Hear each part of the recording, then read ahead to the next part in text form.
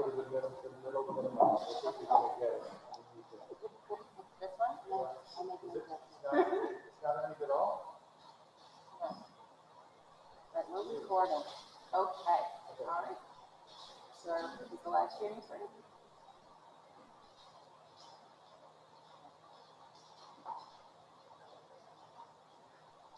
Yeah. Okay. Good evening, everyone. I'd like to welcome you all to the September business meeting of the Preparedness Board of Education. Will everyone please stand for the Pledge of Allegiance? I pledge allegiance to the flag of the United States of America and to the republic for which it stands, one nation, under God, liberty and justice for all.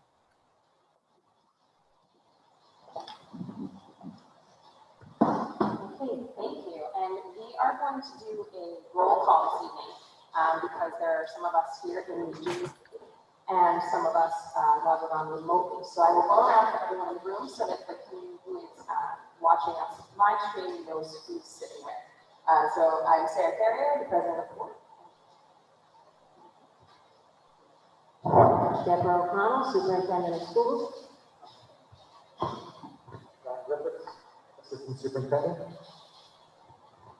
Neil Haber, board member. Nancy Fury, board member. Iris Bobanowski, board member. Jack Diamond, board member.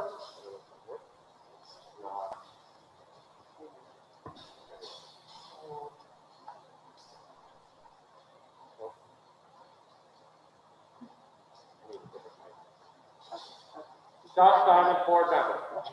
There we go. We have our board members and others who have joined us remotely. If you could just let everyone know that you're there too, that'd be good. This is Brian Loges. I'm the vice president of the board. Beth McFadden, board member. Denise Cohen, assistant superintendent for business.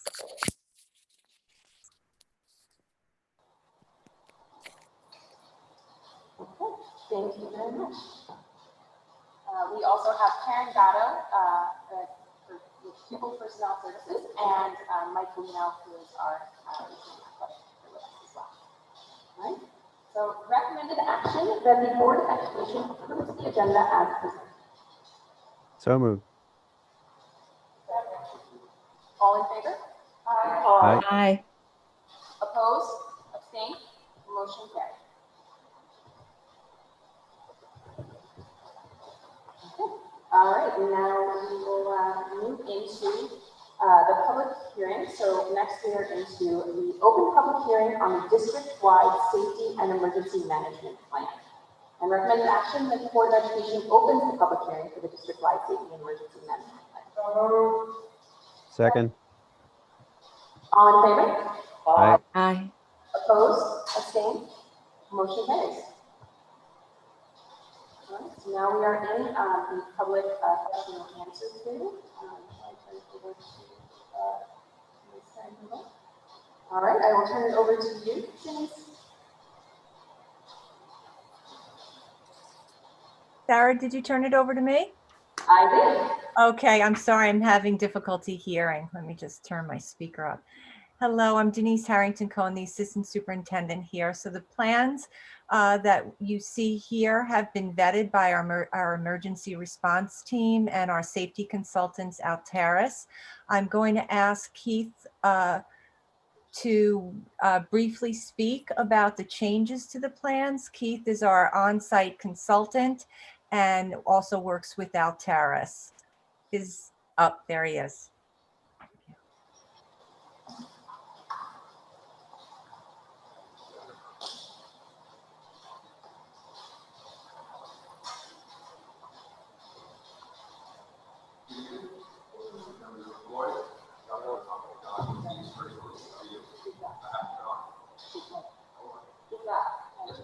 No, you see, talk to the mic.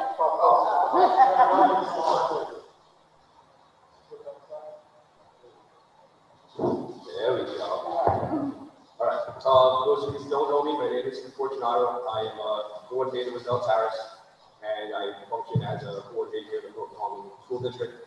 I present before you tonight the formal adoption of the district-wide safety plan as well as the 3 building level safety plans. They are mostly the same as the years before, not many changes this year. I'll speak of the district-wide plan initially. The required changes include the addition of the bus driver up to the district-wide safety team, which we collectively utilize Michelle as that function. So we covered that base, as well as some verbiage changes in regard to the security monitors at the high school, which is verbiage changes. Also, it refers to the building level plans in the sense of they added recommendations of continuity of operations, an infectious disease annex, and continuity of instruction, most of which we got through, unfortunately, when we went through this year. We came most of that information of how we were going to continue education by week. So we accomplished that. Speaking of the district plan was presented to the board last meeting for the open public comment. It was subsequently placed on the website for the public review if they needed to. That is a public document. When I move over to the building level plans, those are confidential. Those actually are only available to first responders, the admin in the buildings in the district, and that's it. So we don't put those on the website, and those are not available for public dissemination. I will, when they are adopted, I will collect them and distribute them to county police, local police department, as well as the state police, and then all the pertinent information will be uploaded into the dev portal via the building administrator. I have copies of the CDT, PDC, and Proton high school plans if the board wants to look at them, but they are mostly the same as last year with some copies. In the building level plans, also last year we were ahead of the curve. We adopted last year the door hardening policy, which is now a requirement. We actually did that last year, where it was a requirement. And that what that does, it allows for occupants of the room to either barricade the door or use shutters on the observational window. It's only in the time of emergency. It's not, you can't use them outside of emergency, but it allows for those tactics to utilize that. Other than that, I believe that is the only major changes this year. And there was also an addition of a threat assessment team, which is inclusive only on the building level. And it is the building administrator as well as the mental health provider. Those are the major changes to the various documents. And I'm going to answer any of all questions, comments, or concerns.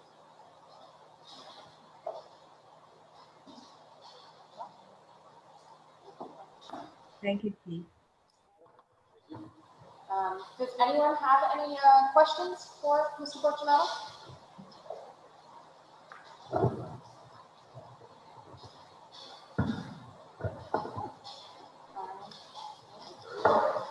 Do you have any questions from public, Mr. Fortunato? Or any questions regarding the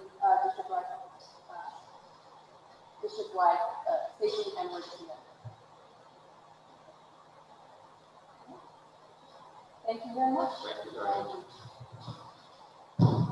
Yes, sir. Thank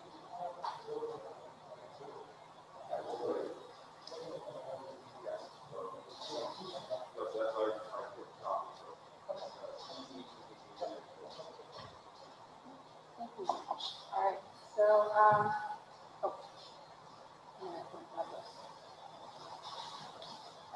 So recommended action that the Board of Education adjourns the public hearing on the district-wide safety and emergency management plan. Second? Yeah? Okay. All right. All in favor? Aye. Opposed? Abstained? Motion carries. All right. Now we're on to recommended action. Be it resolved that after having given the public an opportunity to be heard at a public hearing, the Board of Education hereby adopts the district-wide safety plan. And be it further resolved that the district clerk is directed to file the district-wide safety plan with the Commissioner of Education within 30 days of the adoption, as well as provide a copy to appropriate law enforcement agencies and the state police. Second.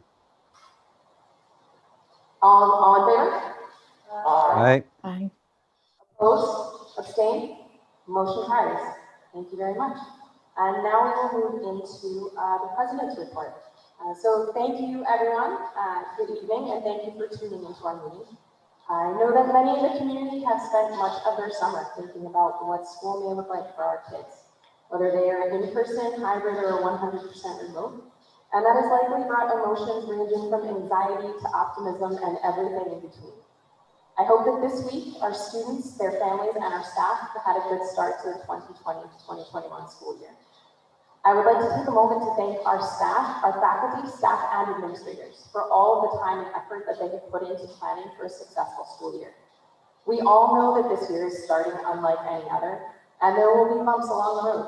I know, but I also know that this community will support our staff and each other through any hurdles we face, because we are all driven by the common goal of doing what is best for the children of Providence. I wish you all a safe school year, and thank you for your partnership. I would also like to take a brief moment to note that the Croton Community Coalition grant is winding down at the end of this month. And on behalf of the board and district, I would like to thank Lori Dean, the chairperson of the coalition, for her many years of hard work on behalf of our kids and our community. And this concludes my President's Report. Thank you.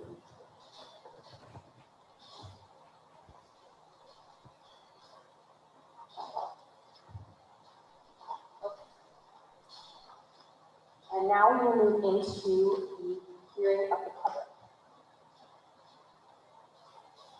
And so the hearing of the public is an opportunity for our community members to address the Board of Ed on matters related to the school district. We ask the community members limit their comments to 3 minutes. So if there are community members here who would like to address the Board of Ed, this is your opportunity to do so. We will have a microphone brought to the podium for you. We do end up.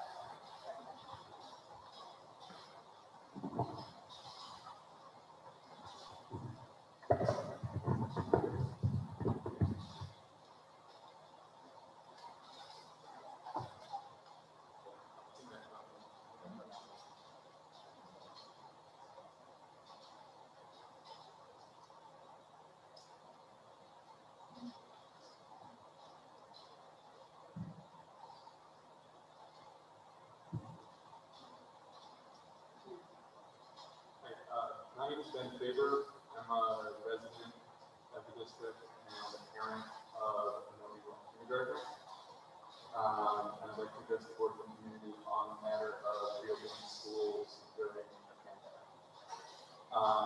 So there are a lot of reasons in the abstract that it's desirable to have in-person school systems. So right, the abstract notes that interaction under normal circumstances with the same age peers is really important for children's social development.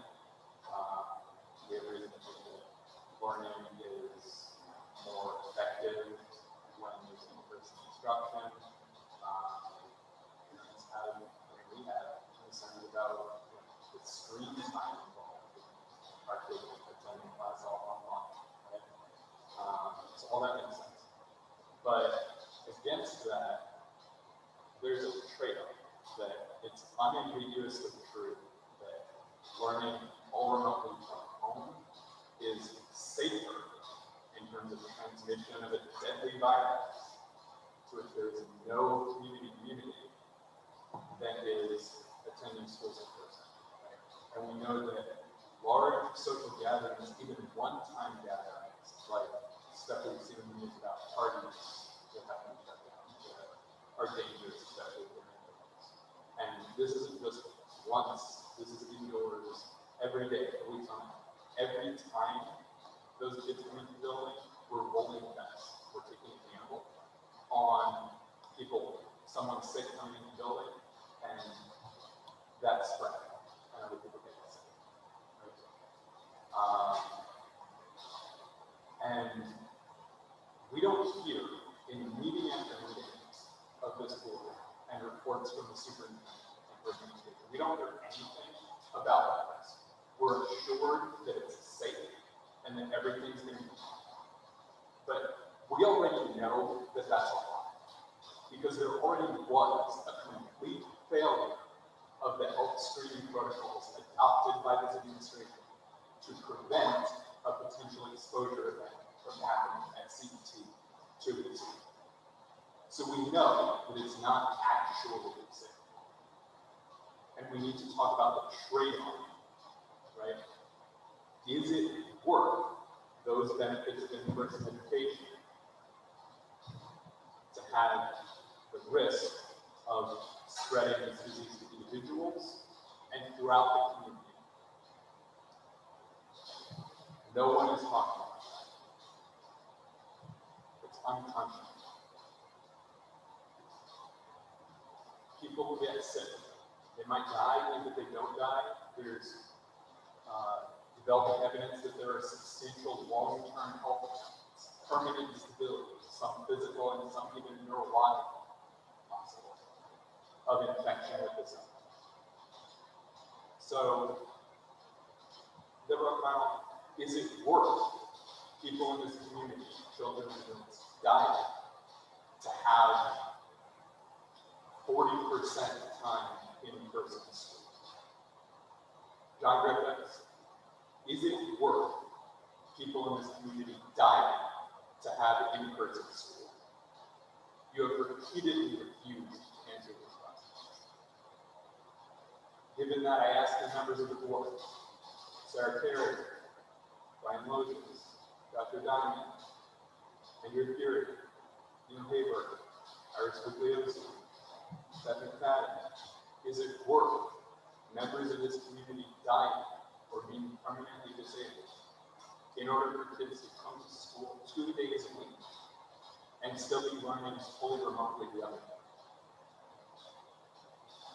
If you're not prepared to answer yes, it's okay for people to die to get that, then close the school.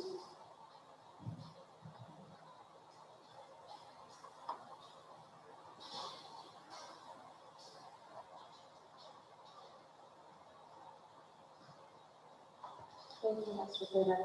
I also have some letters that were submitted to me for public comment from community members. I have them written down in alphabetical order, and that is how I read them out. So the first letter I have is from Jessica Jenkins. Below is an excerpt from the district's school reentry plan on page 62. Student social emotional screener. Prior to opening school, all students will complete a social emotional screener. Results of the screener will be reviewed by counselors and psychologists. Students identified as at risk will be assigned to a psychologist or counselor for support. Hold weekly at-risk meetings to identify students who need support on an ongoing basis. Psychologists and counselors will provide resources and referrals to address mental health, behavioral, and emotional support services and programs. As a parent of a 6th grader with a long history of anxiety and depression, the school refusal, I was very impressed with this plan. It made perfect sense. But then it was announced during the community forum a few weeks back that the screening will take place during the first few weeks of school. Can you explain the rationale of waiting to conduct the screening? Anxiety levels for parents, teachers, staff, and especially children are at an all-time high right now because of the COVID-19 pandemic. There are many kids who are afraid of returning to school. Why wait until school starts to identify at-risk students? It makes no sense. FYI, I started a support group for parents of kids with anxiety and other related mental health challenges. I pay particular attention to these matters. Respectfully, Jessica. The second letter is from Elizabeth Faber. In the matter of reopening schools under pandemic conditions, the entire district administration has been astoundingly unresponsive to all but the easiest and simplest of questions. This lack of transparency and responsiveness will be unprofessional even under normal circumstances. With the health and safety of individuals so clearly at stake, running a PR campaign instead of an open, data-based decision process is unconscionable. A version of the following questions was submitted in advance of community forum the week of August 11th, but ignored or answered only first early. They were resubmitted via email on September 1 and received no acknowledgement. 1. Safety. We know that everyone is doing their best to make schools safe in spite of pandemic conditions, but the pandemic does not leave people alone because they try to be careful. It only leaves people only if they are actually careful enough. So recommendations need to come with an assessment of the results. When it comes to the procedure, policies, etc. being implemented, what safety outcomes do you actually have full and substantial confidence in achieving? For example, no COVID positive cases entering the building at all. Lesser claim of positive cases might enter, but no transmission within the building. Lesser claim of transmission contained to within classroom pods without exponential spread. What measurements or other hard data and evidence do you make you confident of this? As is confidence being evaluated after the failure of all health screening protocols to prevent possible exposure at CET on August 28th? 2. The CDC's current best estimate is that 40% of COVID cases are asymptomatic through their infection, but nevertheless contagious, and that a vast majority, if not all cases, become contagious prior to developing symptoms. The obvious likely outcome of this is that the pre- or asymptomatic individuals pass their symptom screenings, enter the schools, and spread the illness, at least through their pods, if not more deadly. What procedures is CHEPSID implementing to prevent this scenario specifically? And why should those procedures be expected to keep our kids safe? 3. The teachers and aides doing direct supervision of student groups will clearly be crucial to the success of any plan for in-person learning. Lack of rigor or lack of confidence on their parts in implementing safety protocols will undermine safety and learning. Accordingly, what policies have the district implemented to ensure that teachers and other staff are entering the classroom this year wholeheartedly and voluntarily, rather than out of economic necessity and fear of professional consequences? By what date and by what means will we hear directly from our children's teachers and aides that they are entering the classroom with full confidence in safety procedures to protect their own and our kids' health and safety? 4. The K-2 plan involves a single teacher and an aide managing half of the class at a time, interchanging places as needed for direct teacher instruction. The secondary grade plan calls for students to rotate between subject teachers like usual, as if the only directive for pandemic management were physical distancing instead of social distancing. In what way does this manage the risk of exponential chain infections at all if the adults have extended interaction daily with multiple groups of students? What are the plans for allowing adults to complete basic hygiene procedures, wash hands, possibly change clothes, etc., during the switch of supervision? Art, music, and other special teachers at UCT will be visiting each classroom in person every week. Have you heard the terms infection node and super spreading events? 5. COVID infections within the school community at some point are overwhelmingly likely, if not inevitable. There might be a level of infections whereby it makes sense to continue general instruction, but there are clearly levels of infections where interventions by the school would be appropriate, whether or not the DOH gets involved. What are the specific thresholds of illness prevalence at which CHEPSID would implement specific levels of exposure? For example, a classroom of a building of all schools, etc. And for what durations? A day, a week, 2 weeks, indefinite, etc. The next letter I have is from Ron Fagan. I would like to make this comment to the board's meeting tonight about the school reopening plans. I have several questions that I wish had been answered earlier. Since they weren't, I ask them in a public forum now. The business as usual approach of staff absences, especially teacher absences throughout public education, is that staff should generally tough it out or work through it when slightly to moderately sick, because the kids are dependent on them and absences are disruptive to student learning. This poses obvious risks and complications during a pandemic. What plans are in place for overcoming this background culture among educators to make sure that staff with symptoms of illness actually absent themselves from building? B, covering for teachers who have symptoms they would normally have worked through. I expect that teachers would average more than 1 sick day a month under a stay-at-home symptomatic model, even if no staff contract COVID. C, sick leave and return to school for staff who, for example, are getting nasty cold with a cough that lingers for weeks.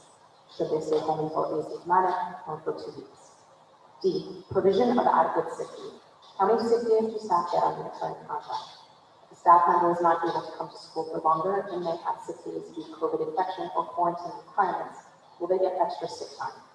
And if they simply get 5 back colds with sufficient symptoms that they are out for 5 separate weeks, will the extra time be paid or unpaid, which has significant impact on incentives for early unwise return? Will there be unemployment protections so that the staff know they will not be penalized for using sick time? This would not be paranoia on the part of teachers. Excessive absence is generally considered more than 10 days in a school year. Excessive absence, generally considered more than 10 days in a school year, is considered by NICE to be grounds for inquiries into censure or license revocation. And two, the disruption of remote schooling, particularly for early childhood students, has brought up the idea among many parents of a buffet options approach of attending and completing some school provided sessions, activities, assignments, but choosing not to attend or complete others, and supplementing from other sources as desired. To what extent will remote students at various levels, for example, K through 2, 3 through 5, 6 through 8, 9 through 12, be penalized or sanctioned academically, procedurally, or otherwise, or they or their parents choosing not to attend or complete particular sessions, activities, or classes of content? What are the plans for grief and guilt counseling for students when a teacher or other student-facing staff are hospitalized for COVID after teaching in person when they die? Sincerely, Ron Taylor. The last letter I have is from the Union. I have these questions for the Croton School District, and I'm frustrated that they have not been answered before and submitted as requested through standard channels, such as the Google form created the community forum events in August. 1. The Croton Teachers Association recently signed an open letter calling for 6 specific safety standards to be met before they are open for general in-person classes. What is the status of the testing facilities, or CET specifically, with respect to each of these 6 safety standards? For example, although word 13 filtration was promised at the community forum on August 11th, the filters are back ordered and not delivered at least at CET. B, what steps were taken by the district prior to CPA signing this letter to allow teachers effective voice in the direction of re-entry plans? C, what iterative processes were undertaken by the district to verify that teachers enter the classroom with confidence in the ongoing safety of themselves and their students? 2, it has always been very likely that instruction would shift to 100% temporarily, if not indefinitely, during this school year. The district's own reports and public presentations have emphasized the need to be able to transition seamlessly. Yet in the first week of remote instruction, we have witnessed a teacher having to physically hold a gun pen in one hand to point at the appropriate physical instruction aids in her classroom, holding it steady in her hand so that the view is stable, while simultaneously using her other hand to point and identify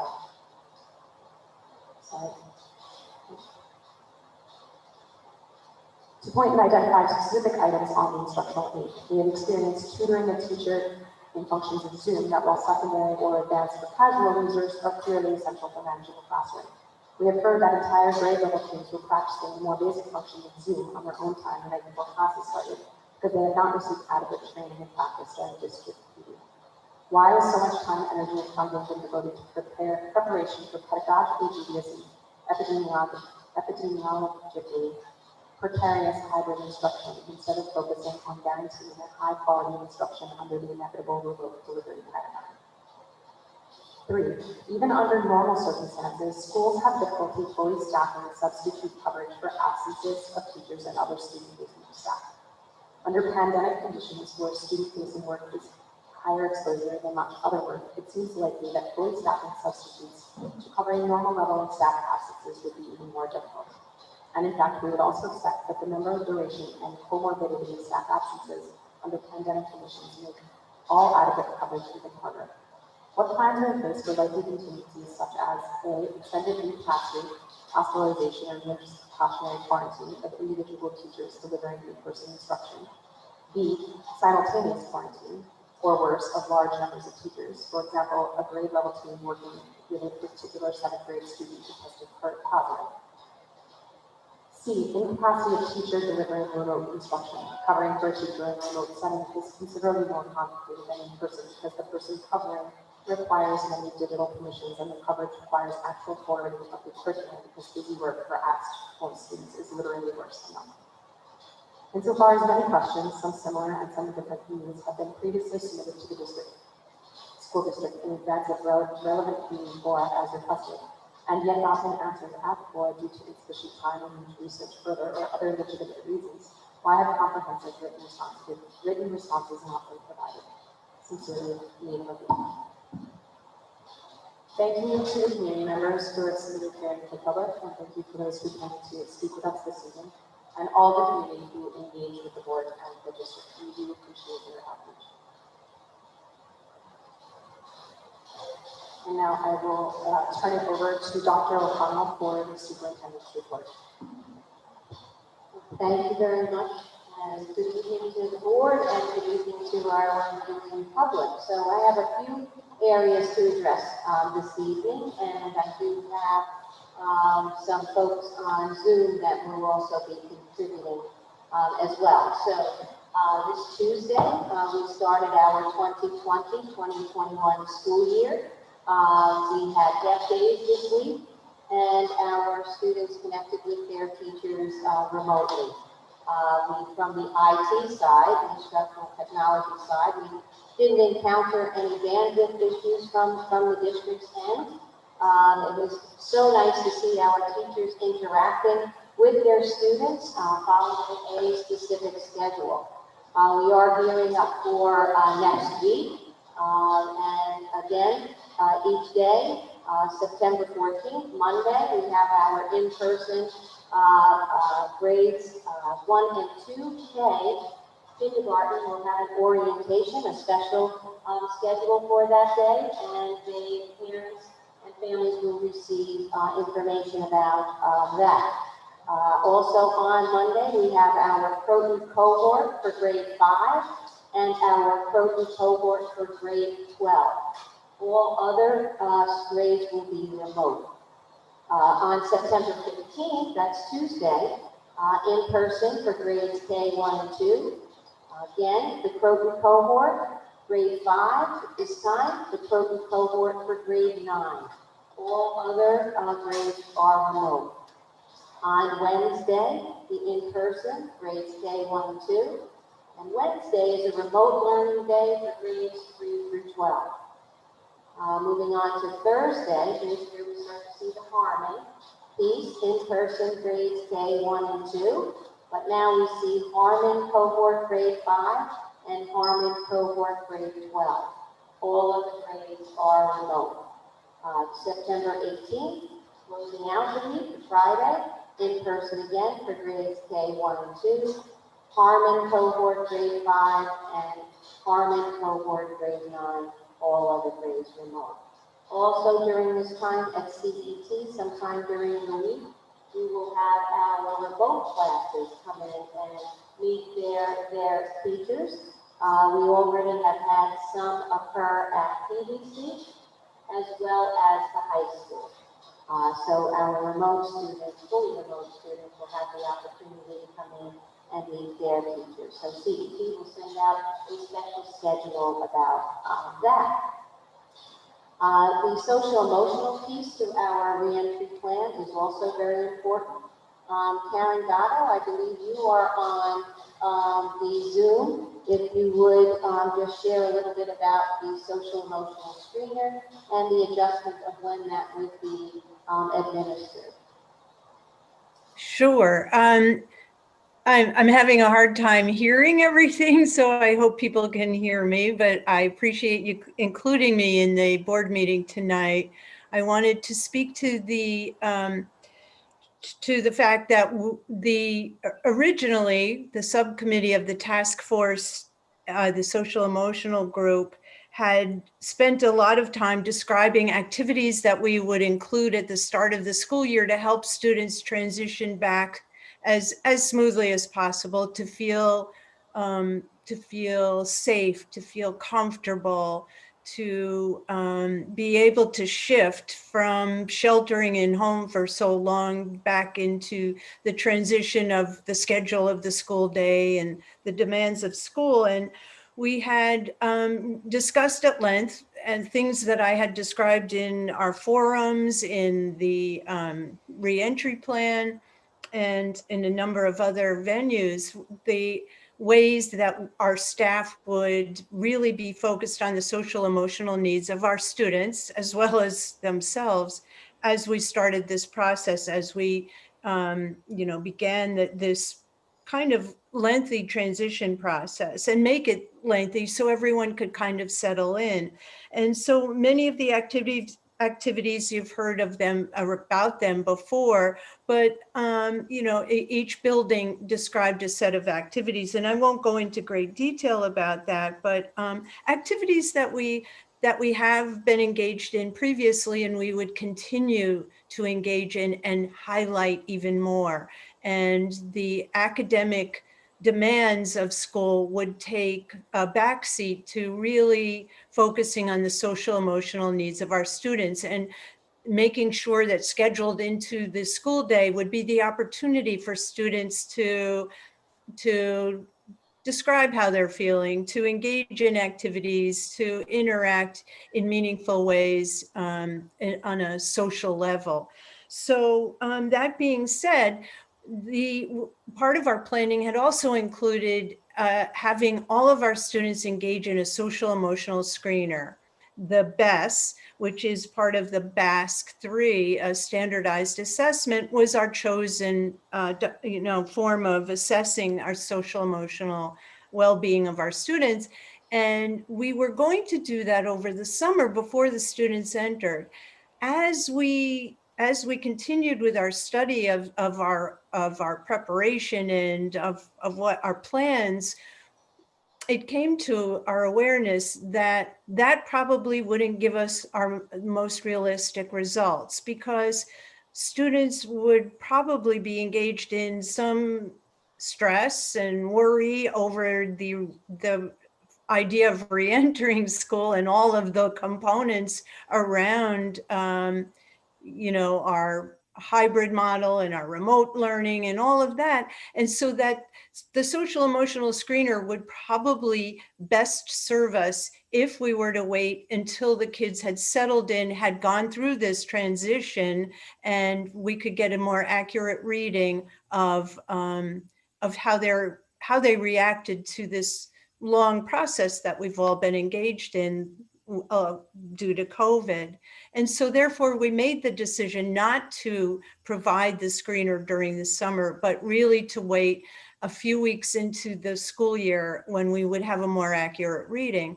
It also would provide us with a period of time to observe, to see how kids were responding, to really get a feel for how they were reacting to the different models of instruction that we're providing and the different structures, that are part of their day. And that observation would help us, along with a screener, make more meaningful decisions about who may need what kind of support. We continue to hold at-risk meetings, which are meetings that are held by a team of people in each one of our buildings. And kids may be referred there by a teacher or by a counselor or by some of the behavior we've observed. And this is an opportunity for us to meet regularly and discuss the students who are referred to the at-risk meeting, and then really concentrate on how we would support them further. And there are a whole range of ways that we support kids in addition to their typical day. The other big idea that we have moving forward is to have a caring adult attached to every single student. And we, as an administrative group, agreed to a process and an actual structured process for engaging in that activity and making sure that every one of our students has an adult that's going to be checking in with them, going to be caring about them outside of everyone else, and really make sure that they have a caring connection in the school system. Any questions? Thank you, Karen, very much for adding to that piece of my superintendent's report. I think we're good. I don't know if you can still hear me. I'd like to continue with something that, Karen referenced, and the work of the task force. And as we have discussed, we have a task force made up of their teachers, their administrators. And I will tell you, the work of the task force really has been that health and safety, scheduling, what the in-person looks like, what the hybrid looks like, what the don't look like? What about transportation, extracurricular, et cetera? Numerous areas that the task force has examined. And I will tell you that through that examination, nothing was easy. Every decision is gut-wrenching and difficult. So for community response, the emails that I would receive would be polar opposite. You would have one group saying, Dr. O'Connell, Board of Education, Administrative Team, we need to get back to school. We need to be in person. The infection rates are extremely low, and whatever other reasons they put in. And then on the other end, again, citing polar opposite, it is absolutely not the appropriate time to open school. And for so many reasons.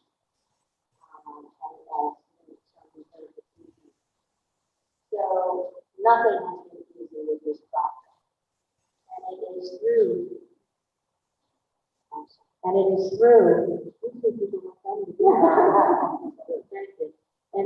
through those conversations, numerous conversations, iterations of the plan that, we get to the point that we are at.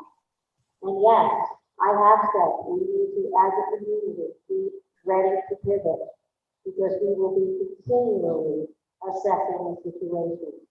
And every situation, as we're learning, as we hear in the news, is different and will bring a different set of circumstances or details. And it is through the collaboration with the Department of Health, with Dr. Meir, our district physician, that we will continue to make decisions.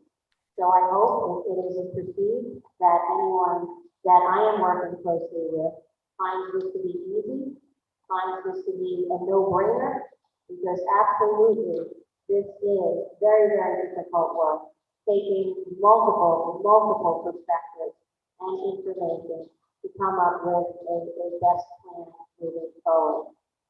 Having said that, we have been, again, very busy with the task force as well as with our staff. We began professional development before we exited the school year.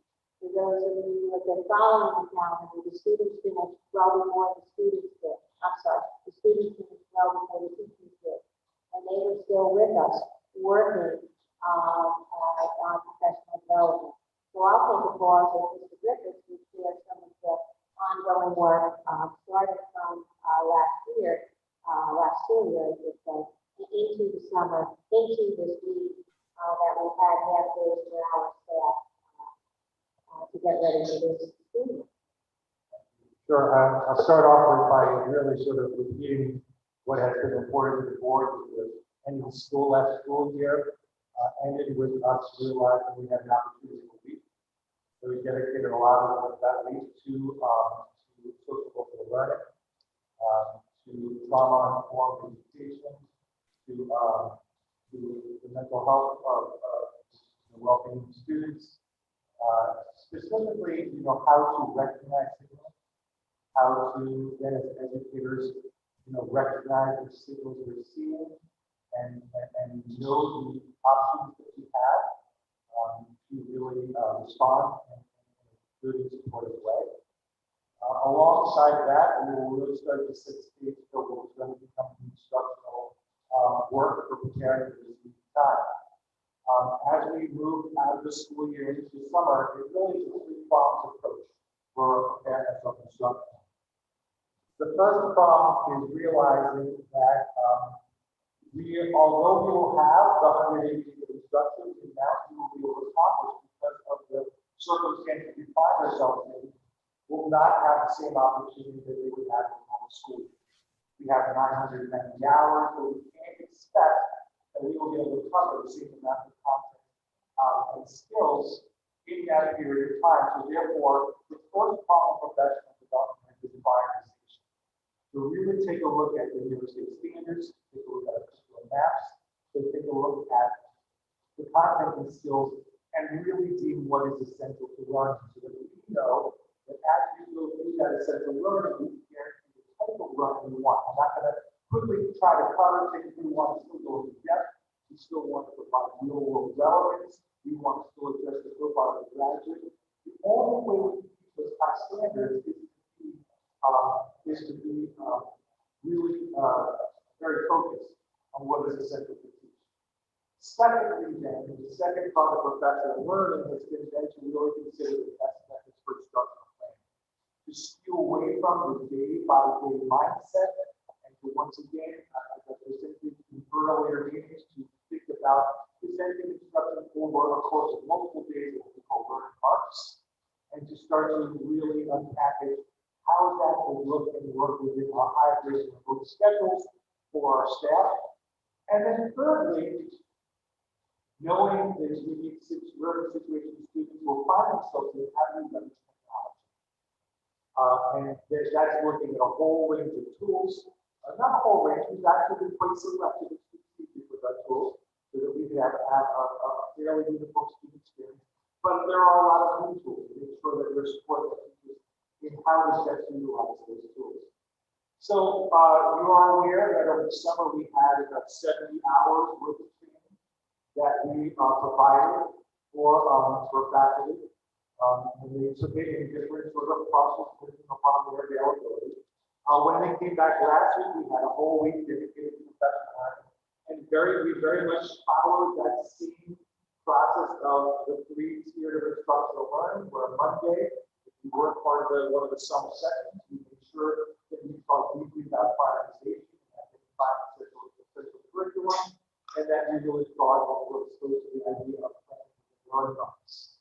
Then as we moved into Tuesday, we went into the lesson of technology, and we planned very specific training so that they would have teachers would have the opportunity to go deeper with Google, with G Suite, that they were really becoming familiar with Zoom.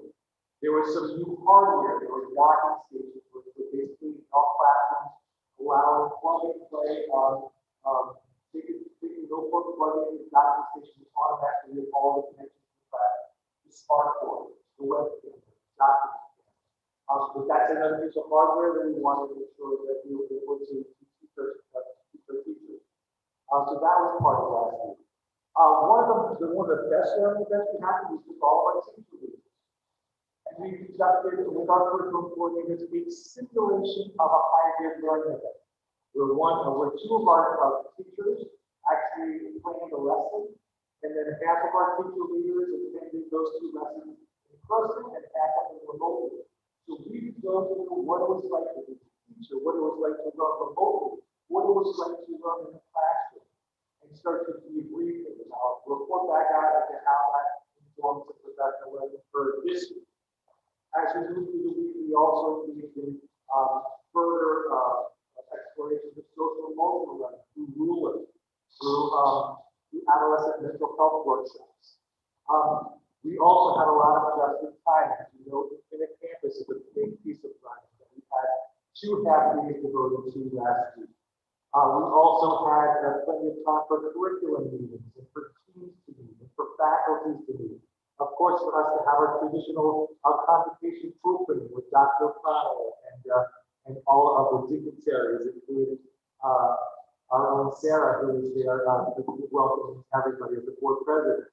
And then plenty of time for leisure, plenty of time for college to work, to set up their classrooms, to start to plug things in, make sure that they're operational, have our teachers tech team on site, do all the levels of troubleshooting that a one-to-one, is needed throughout all 3 buildings, which then leads us into this week. This week, as you know, we were half days in the morning doing remote learning, and then we had the afternoon talk.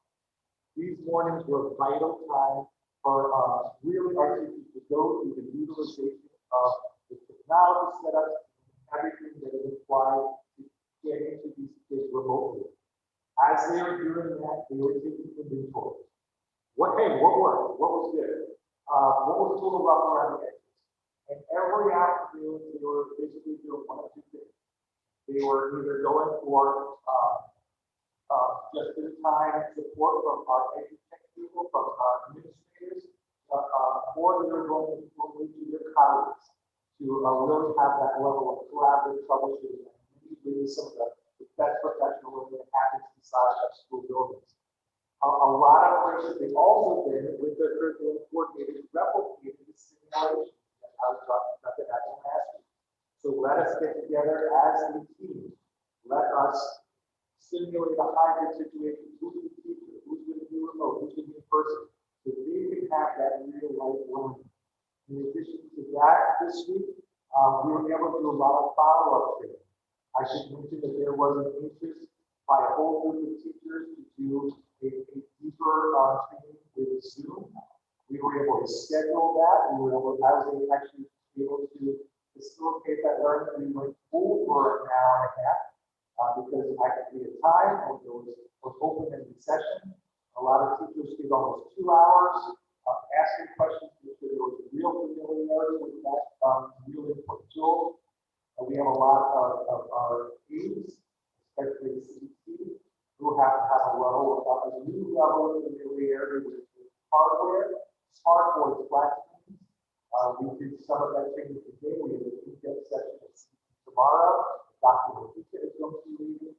So I just want to report to the board that, from my perspective, we have had a very, very rich experience over the past 2 weeks in professional learning to prepare ourselves to the best of ability for these new times.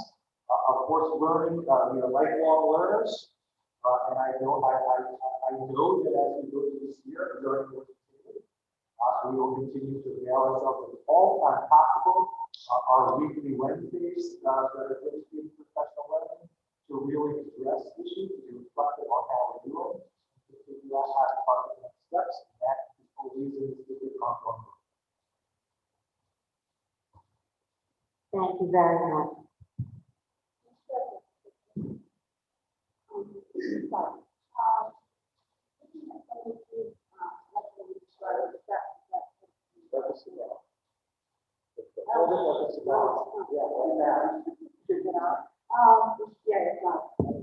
Okay, thank you, sorry. I got a quick question. John, you mentioned some of the things that the opportunities to make improvements. Without going into specifics, are there any areas that you feel like down the road there's opportunities for additional support from the board? Things you might be expecting or things that might be introduced for transition for us? It does. I wouldn't want to close the door on the offer. So thank you. It's very appreciated. That sentiment is definitely appreciated. I think that right now, there's always, I feel, an appropriate threshold for how much you want to put in front of any learner at once. And I think that we are nicely saturated in that learning right now. It's not to say that they're not going to identify needs, but I think at this point, we have taken on, I think, a good height. And as we stipulated and really work our way through that, I think we're going to really learn what's needed. And I'd like to come back to you and report on what those next steps will be. Sure. Okay, I'm going to move on with the items under my superintendent's report. I know at the last time we were together with the board, we had a board level discussion raised about the number of fourth grade students in the remote class. This class is currently at 26 students. And I will say that we continue to assess this situation through many lenses. One specifically through the budget and how we'll be able to allocate resources to support the teacher, and students with either additional teacher time or aid time. And again, it could come in other forms as well. But I know I have Denise Harrington-Cohen on the Zoom piece. And I know we had some questions relative to funding in general. Denise, I was wondering if you could just share, so for example, if I needed to hire more staff at this point, if you could just share some additional budgetary pieces with us as we've been having these discussions in-house. Thank you, Dr. O'Connell. So initially, when the executive order came out, there was the possibility or the potential that we could reserve some of our capital reserve for purchases COVID related. It does not affect any salaries. It's only for PPE equipment, et cetera. And again, that is we would take out a loan from our capital reserve, and that would be payable back to that fund with interest. With regard to additional staffing, our budget is our budget. We cannot exceed our budget authorization without board authorization. So in order to accommodate that, we would have to look at other areas of the budget to pull money from. I will just give you a recent update. The governor spoke today, and we are looking at a $30 billion loss in New York State. We have already, as a district, experienced aid cuts. We received the aid package and the aid cuts. It's a complicated process, but our categorical aids for last year, 2 have already been cut by 20%. We are awaiting the BOCES aid, which is approximately $600,000 we're expecting for the 19-20 school year.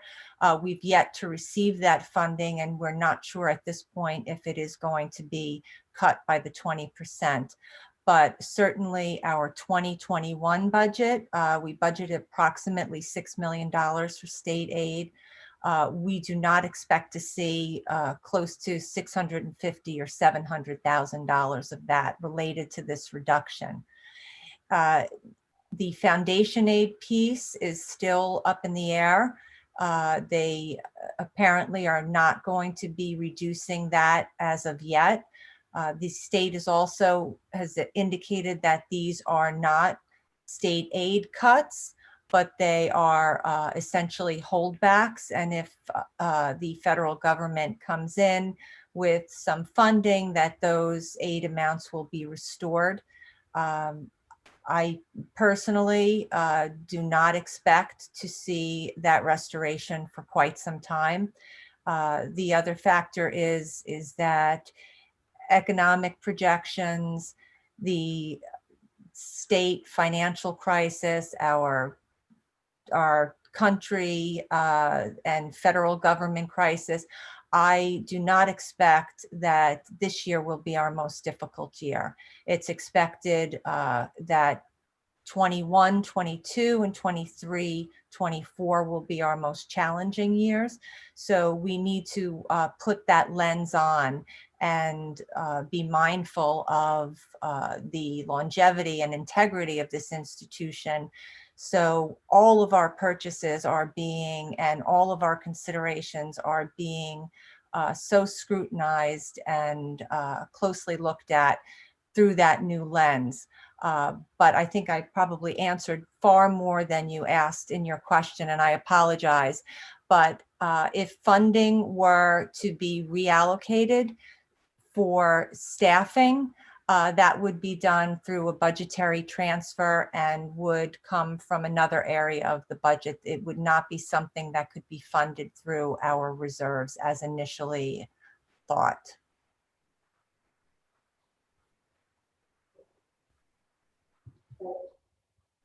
Thank you, Denise, but just one quick question. If I understand that the process, I understand what you said, when we receive the aid in those areas, categorical areas, whether it's building aid or BOCES aid or whatever, it's just, they send you the check, but the check is a certain amount less than what had been indicated in the governor's proposal. in the budget that provided for the voters, and that's when we learn of the shortfall. Is that how it works? Neil, I'm so sorry. I'm having a difficult time. Very good. Very simply, you said that there were two categories of categorical need. There's two types of categorical need where you have already seen a reduction, but you have not yet seen that from both of you. No. Is the way that it works is that when the money is sent from the state, they just send you an amount that is 20%, 30%, whatever percent less than you had been anticipating, and they don't tell you that that's going to happen until it happens. Correct. Okay. Correct. And actually, right now, we're trying to determine how we're going to adequately record that, because we booked receivables at year end, June 30th, for state aid that was due to us. Now that receivable amount is significantly less than we booked. So we're working with our auditors to determine the appropriate way to handle that over projection of revenue and receivables. Okay, another question. You said that we could borrow from the capital reserve to pay for capital costs related to work done during the pandemic, which we have to repay to the capital reserve with interest. Correct. So it would mean that if for purchasing MERV 13 filters, et cetera, if we borrow this money, then in future years, it would be part of our operating budget to then repay the capital reserve for that money that we borrowed with interest. That's how that works? Absolutely correct. Yes. Okay, so it's not that we simply can decide, oh, we have $2 million in capital reserve, we're going to spend it on that. That will encumber us in future years. I want to make sure that we all understand that.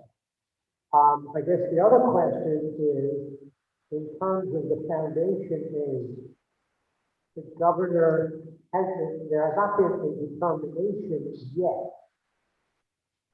but you indicate that without federal support, and as of today, whatever is happening in Congress seems to blow up, there won't be any federal support. So how do we sit in terms of meeting our current obligations that we know of and we anticipate for this year, in light of the reduction in state aid that will hit 600 to 700,000, and we might anticipate will hit with regard to financial aid? What foundation aid? So that number could potentially be almost 1.2 million if he chooses to look at the foundation aid and withdraw funds for that. So that would be a significant loss to the district. And I would presume then that we would then need to figure out for the June 30th, 2021, how we are going to cut $1.2 million in expenses so that we are able to keep ourselves in a non-deficit situation, or to borrow from a reserve fund, like the capital reserve fund, and then have to pay that back in the following year. That's basically what we may be facing. Precisely. Okay, and I guess my one last question is, and I just want to make sure that you said that you expect that 2021, 2022, that school year, and I thought I heard you say 2023, 2024 will be very difficult years. Is 2022, 2023 school year, 2 years from now, not so difficult, or is that going to be equally difficult? Did I just mishear you? It's difficult to predict because, you know, you have the rebound from the stock market. There are so many other factors, but certainly our teachers' retirement contributions and employer retirement contributions for ERS, those are all most likely, if we follow what occurred with the last financial crisis, those are going to go up significantly, and they represent a large portion of our budget.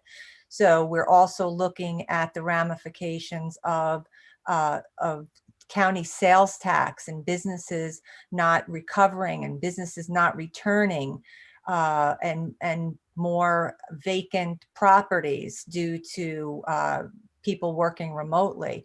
So there are a lot of other factors that it can impact our revenue and also our expenses. So this is definitely a 3-year haul. And I expect that this 2021 is going to be the easiest year. So I feel that it's important to really preserve what we have right now for the rough times ahead. Okay, thank you very much. Hi, Denise. I had a few questions related to this discussion. The first question is, as I understand it, as we go through every year at budget time, in the calculation of the 2% tax levy increase cap, debt service is not included in that calculation. There's an exemption for debt service. Is that correct? That's correct. It's backed out as a capital exclusion. Right. So my question is, do we have any indication whether the interest of repaying loans taken from these specific purpose reserves, that interest, would that interest be excluded from the tax cap calculation? I do not know that answer, and we will probably not know that answer until a few weeks before we have to file that tax cap. Wonderful. The next question is, no, I think I'm going to reserve the next question. I don't have any.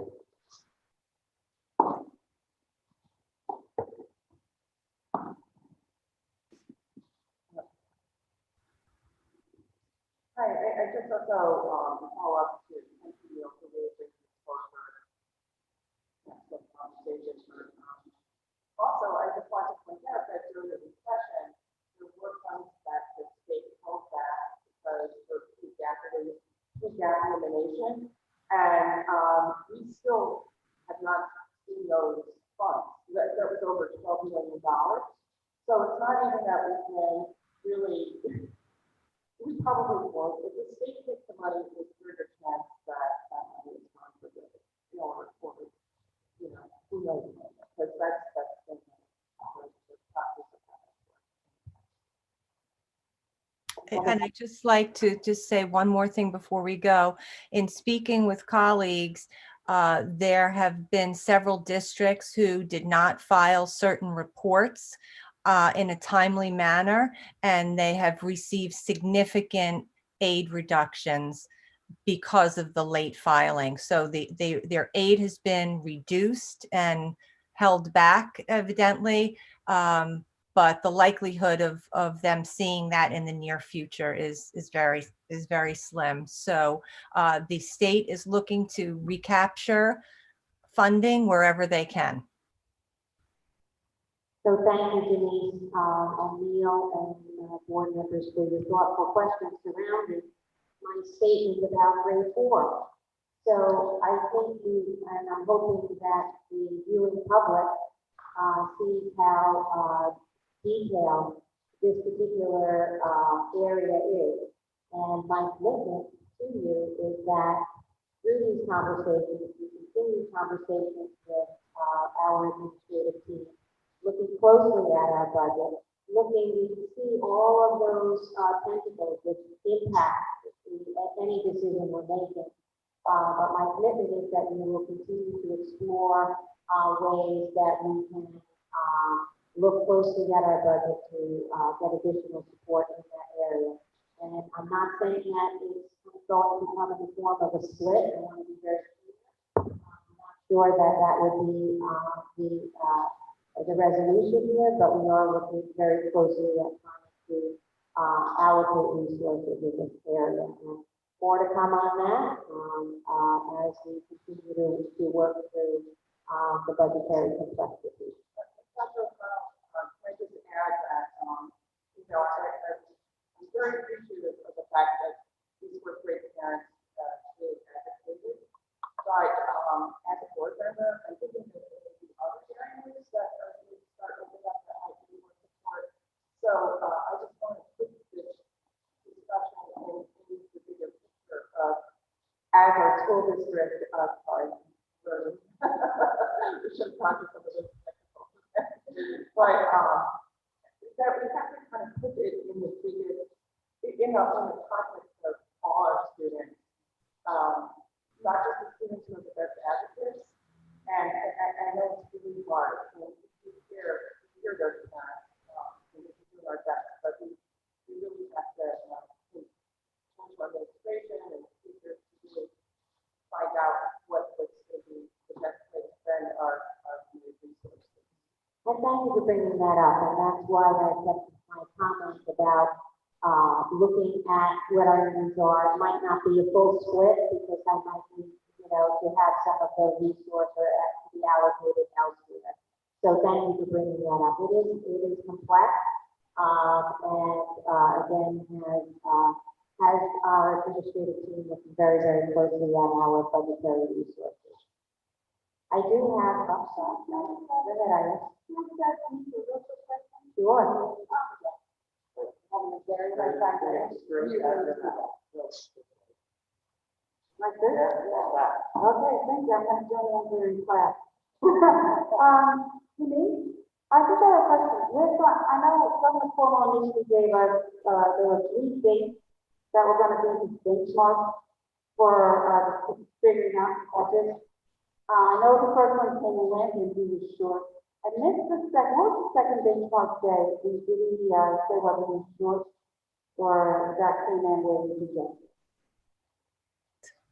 I'm sorry, Iris, are you speaking to me? There's a lot of feedback and I was unable to hear your question. I was asking, Governor Cuomo gave us 3 benchmark days for the budget. It was like considered a sensitive budget. On the first day came and went and said that this stay was short. Did the second day, what was the second day? I think it was June 30th. Oh, so you're talking about that he was going to evaluate the state budget and determine if revenues were below expenditures and then cutting state aid. It looks as though that schedule is not really being adhered to. I think or else it's already been determined because the aid has already been cut. Okay, so no matter what the third date was, something in September, I guess it's just not everything. Okay, thank you. Thank you, and I apologize. It's difficult to hear. So talking about a lot of moving pieces and parts, I do have Mr. Galino, our athletic director, on Zoom. I don't know if you noted your K-12 alert that went out today relative to sports. That is something that continually changes. I think every time I speak with Mr. Galino, we're talking about a different aspect of something that has changed. So I did ask him to be with us this evening. If you could give us a few words, Mike, because I think as of this afternoon, something even keeps coming out. So are you there? Okay, thank you, Dr. O'Connell. Yeah, thanks for giving me the opportunity to give you a little update on athletics in New York State in Section 1. I know that there's been a lot of misinformation flying around on Twitter and other social media platforms, so hopefully I can clarify a little bit about what's going on. I think one of the first confusions is when the state releases information, it's not necessarily what is going to actually happen here in section 1. So at this point in time, I just want to give you an update on where we are in section 1 with athletics. They sent out a K-12 alert today regarding the Family ID platform. So athletics in section 1 will start on the 29th of September. And at this point in time, we will be playing the sports of cross country, field hockey, soccer, and tennis. Volleyball, football, and competitive cheer, which is classified in New York State as high-risk sports, they will be moving to what is going to be called the Fall Season 2, which will start on March 1st and will be completed by April 24th, approximately 8 months. At this point in time, Section 1 is still studying and will hopefully release by next week a decision on fall swimming for girls. The issue with swimming, it's considered a low-risk sport. However, within the section, there's only about 10 pools, I believe, that can be used for teams to practice and also to compete. So there is a thought right now that girls swim would also be moved to that Fall Season 2, or potentially moved into the winter to swim at the same time that boys swim goes on. Again, hopefully we have an answer to that by next week. Another thing being studied by the section, they're considering the possibility of taking all of the modified sports and moving them to that Fall 2 season that will come up at the beginning of March. So that is where we are right now in terms of what we anticipate being done in terms of athletics. As we continue along, I'll be updating. We've updated the athletic webpage with a lot of information from the state, and I'll continue to send out some K-12 alerts to the community as we get greater information and also greater clarity on what's going to actually occur this fall. That's, if anybody has any questions. Yeah, this microphone is working. I do have one question, which is in terms of interest in the fall sports that will be on, cross country, tennis, field hockey, soccer. I assume there are some student athletes who might not have chosen those sports because they would be in the high contact sport. Have you received an increase in interest among students about going into the low impact sport in the fall, since they won't be able to do their preferred sport in the fall? I wasn't able to clearly hear the question. I heard the question about low impact sports. Let me try it again, which is very simple. Students who, for example, wanted to play football are not going to play football. Have you received any expression of interest in those students wanting to play soccer, because soccer is going in the fall and ordinarily they would not play in soccer because they are playing football? Is there an increase of demand for participation in those low impact sports in the fall one season? Yeah, you know, the answer to that question, I have not received anything from specific athletes or coaches, but that is something once, you know, Family ID is opened. It opened up today.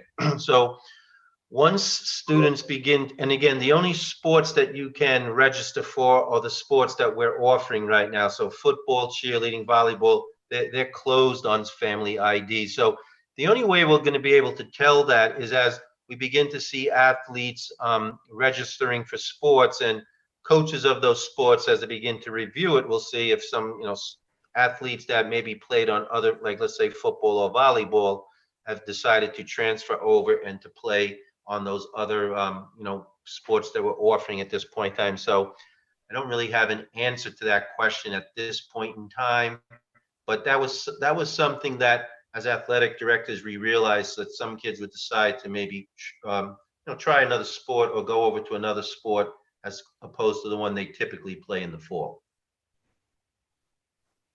Okay, thank you, Mr. Bellino, and for being with us tonight to give us that update, which is part of school reentry. I'd now like to, sorry, I have another question. Yes, this is not necessarily a question for Mr. Bellino, but rather a general question. We had some great updates on the sports situation. I wonder I'm not asking for an answer today, but I'm wondering when we might be able to get an update on the status of co-curricular activities. So I can answer that. Co-curricular activities, when students start coming back to school, the principals will be meeting with their co-curricular advisors to look at each club offering and see what is the best way that it can be offered. And if it's virtually, et cetera, is it something that can occur or not, depending on what the co-curricular is. But our plan, our reentry plan, speaks to that specifically about when we get back into school, that the principals will be meeting with the advisors and having discussions on how best to meet that need. But that is very important to us. We know it is very important to our students, and that's part of our community. Thank you. I'm going to move on to transportation and ask that Denise Harrington Cohen, if you would lead that, please. Hello, thank you. Thank you, Dr. O'Connell. So as many of you may have heard, unfortunately, one of our neighboring districts has been shut down. Their entire transportation department was shut down for 10 days by the Department of Health due to a COVID exposure. So I've asked Ms. O'Mara, our Director of Transportation, and our head mechanic, Mr. Steve Borges, to join us this evening and just discuss some of the protocols that we have put in place to secure the safety of our drivers, monitors, transportation staff, and of course, students. So, Rochelle, would you like to come up to the podium?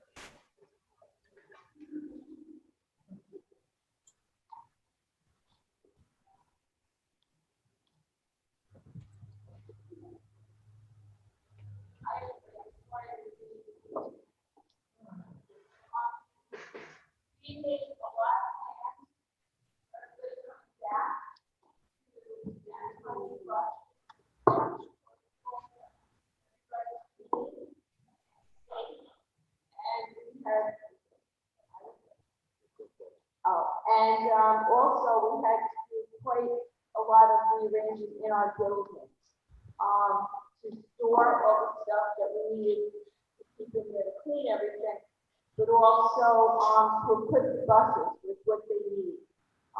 We made a video that showed how we numbered the seats, we assigned names to the elementary students. Everything is color coded, the seats are marked off with blue tape.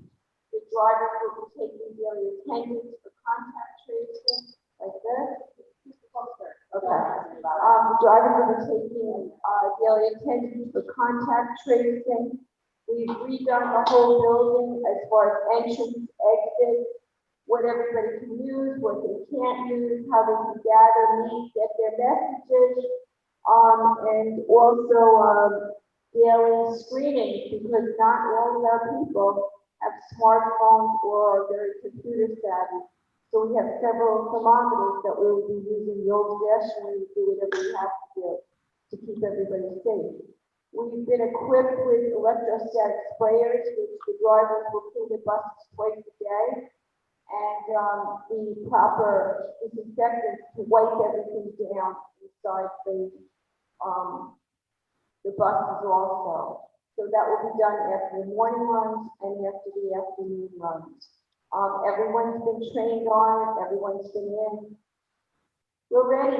We'll keep it. Everything's already clean. We'll clean them again next week after we start. And we've had good response, believe it or not, to who is riding the buses. We went over the numbers this morning with Terry and Kern, and it looks like there may only be, after you take out the remote students And then you look at your other students at CET, that may only be about 40 parents driving their kids to school as opposed to riding the bus. So that's a good response, and I'm glad to have everybody back.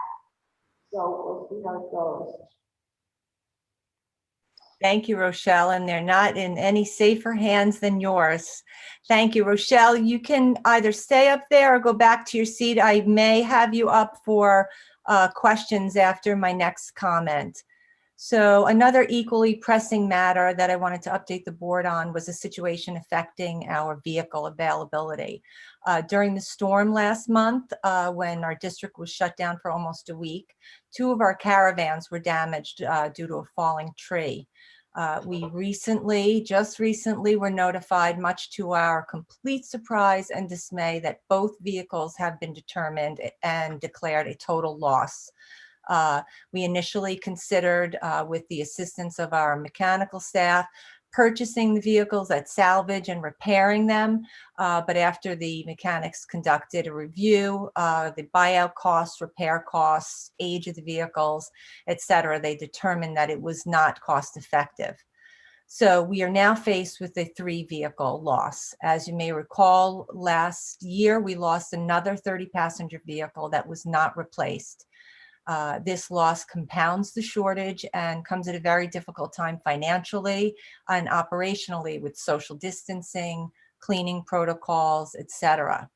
I've asked Ms. O'Mara and her team to look closely at the minimum number of vehicles needed to support our current in-district and out-of-district transportation, and it is evident that we are short vehicles with little or no margin to accommodate DOT inspection schedules, maintenance schedules, vehicle breakdowns, et cetera. We are at risk for not being able to accommodate our minimum student transportation obligations, not even including any athletics or otherwise. Thus far, from our 1920 ban authorization, we've ordered 2 of the standard purchase vehicles, the 66-passenger bus and the 34-passenger bus. We have not yet committed to the 3rd vehicle, which was the $40,000 hybrid 7-passenger vehicle. Considering the uniqueness of the vehicle and the fact that it was a new purchase for the district, we asked Ms. O'Mara to be extremely thoughtful, and we didn't even have to ask her. She's deliberate in everything that she does. And considering it was a new purchase, she visited with vendors and other districts and was waiting to make the ideal purchase for our long-term needs. I'm bringing this to your attention because now with this emergent needs, those funds could potentially be redirected to fill this gap.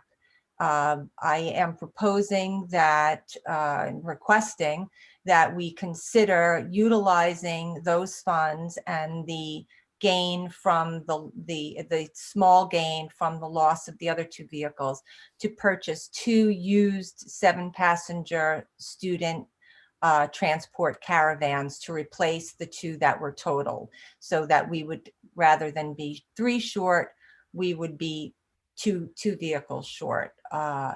So I have asked Ms. O'Mara and Mr. Borges to come to answer any questions regarding the routes, the nuances, the DOT schedule. I would really like you to address that, Rochelle, and any other questions that you may have. So Denise, can I jump in? So just to clarify for the purposes of the public, how many buses are we down right now, just so that we can explain to people like what that means in terms of capacity, like so yeah. 3 vehicles. Rochelle, do you want to speak to that? Hi, right now we're down 3 vehicles because we didn't replace the 30-passenger from last year. So the new 34-passenger that's coming in is really just going to replace that. And then we just lost the 2 caravans, which we use on a regular basis, and we'd like to replace that. That just brings us up to a minimum capacity. That doesn't bring us over. In the packet that I gave you a handy dandy little color coded chart that lists all our vehicles and they're highlighted by color. The orange represents the in-district vehicles that are used for all of our schools. The yellow represents what's used for private and parochial. And the blue are our spares. Okay? And what a spare means to you doesn't necessarily mean what it means to us.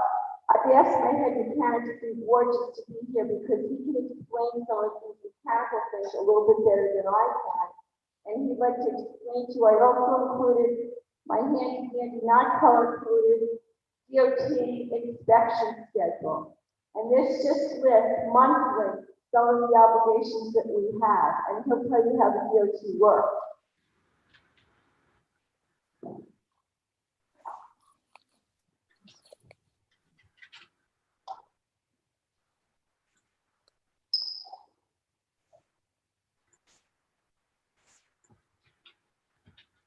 Okay, so we need these replacement vehicles really as soon as possible, because on the day of inspection, I have to take those vehicles off the road, and we need more spares to replace the vehicles that are being inspected.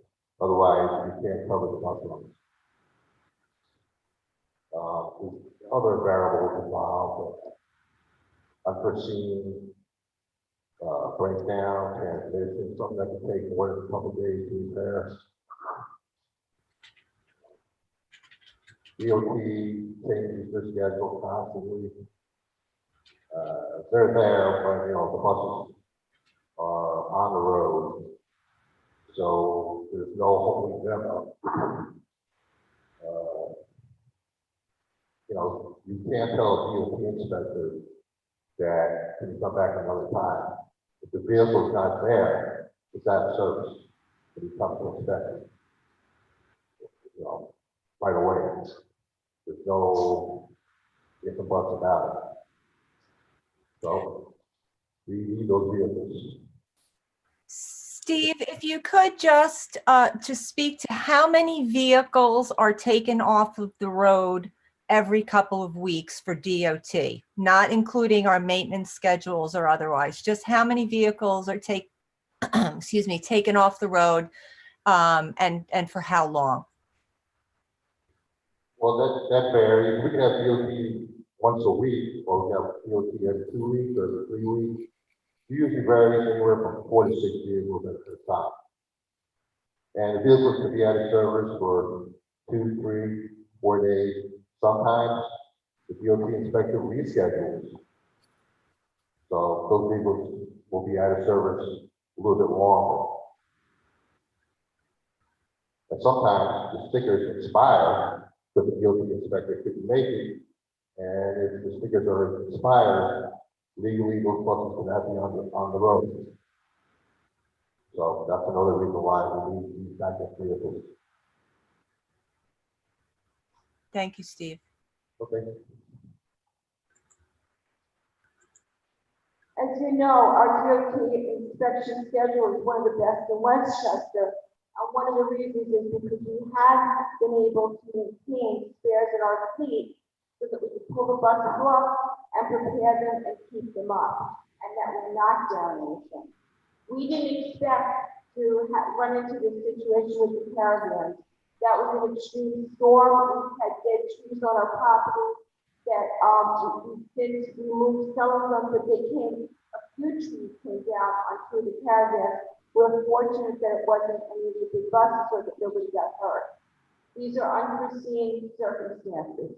Had the vehicles been in slightly newer, we might have got replacement because under a nicer, if you have a vehicle that's less than 10 years old and it's used every day, you can get replacement, but that's only if it's manufactured as a bus. We were not that fortunate. It didn't take buses. It had caravans. So we are in desperate need. I have investigated options, which we've used before, for vehicles. Enterprise Rent-A-Car sells their before I said, or leases or rent, that's where I got, 128 years ago, and we got, we really got our use out of that. So we're ready to check that out. We can probably get a caravan that will suit our needs for about $21,000. So, that's what I'm asking for. I thought, you know, it's unfortunate that this happened. We didn't plan on it, but we need to maintain the operation to transport the students, especially now. We don't have the luxury of just pulling a bus back and then throwing another group in. That bus has to be cleaned. It has to be taken care of. But regardless of that, we're still going to be short two vehicles. So, thank you. Any other questions? Sir?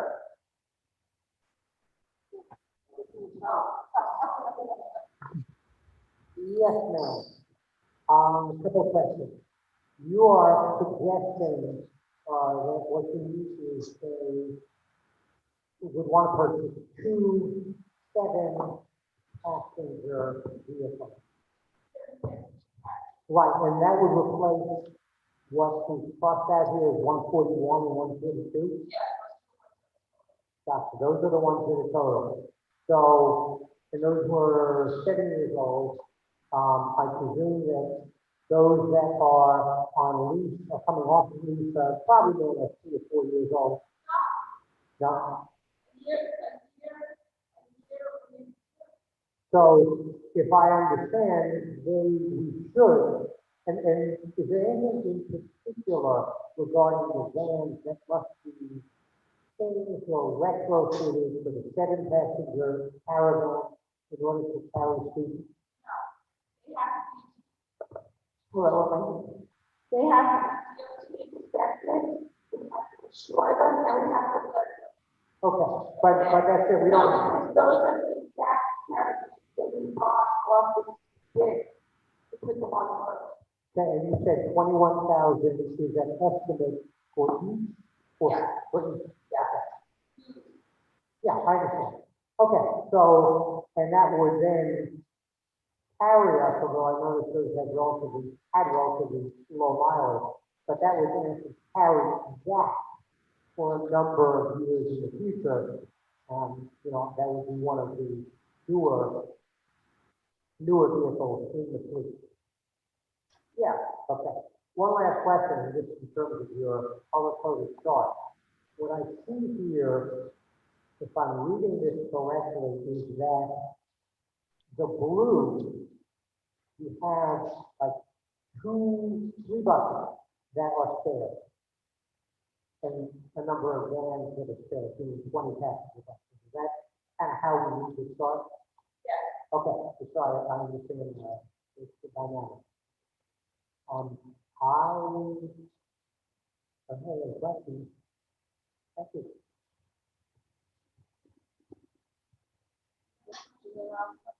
Thank you, Rochelle.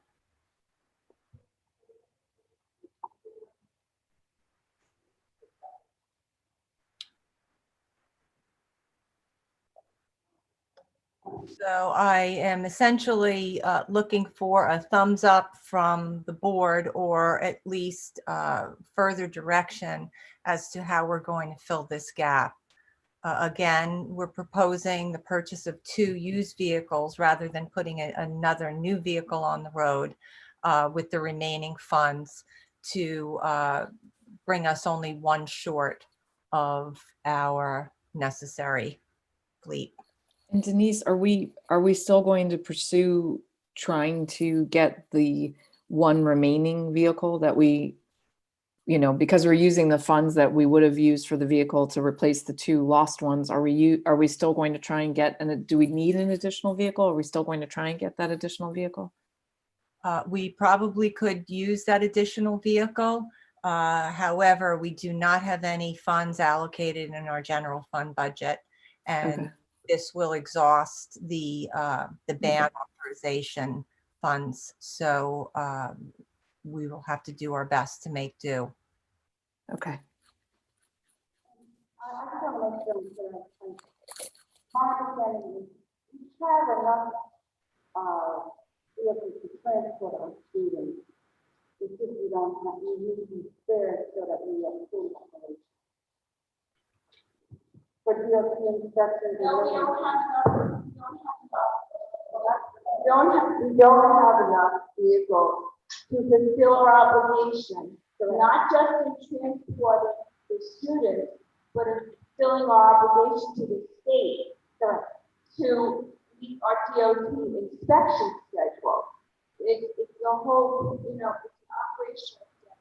How many will have to be there, how many are on the road every day, then what has to come off, what has to put back on. So no, we are desperately short.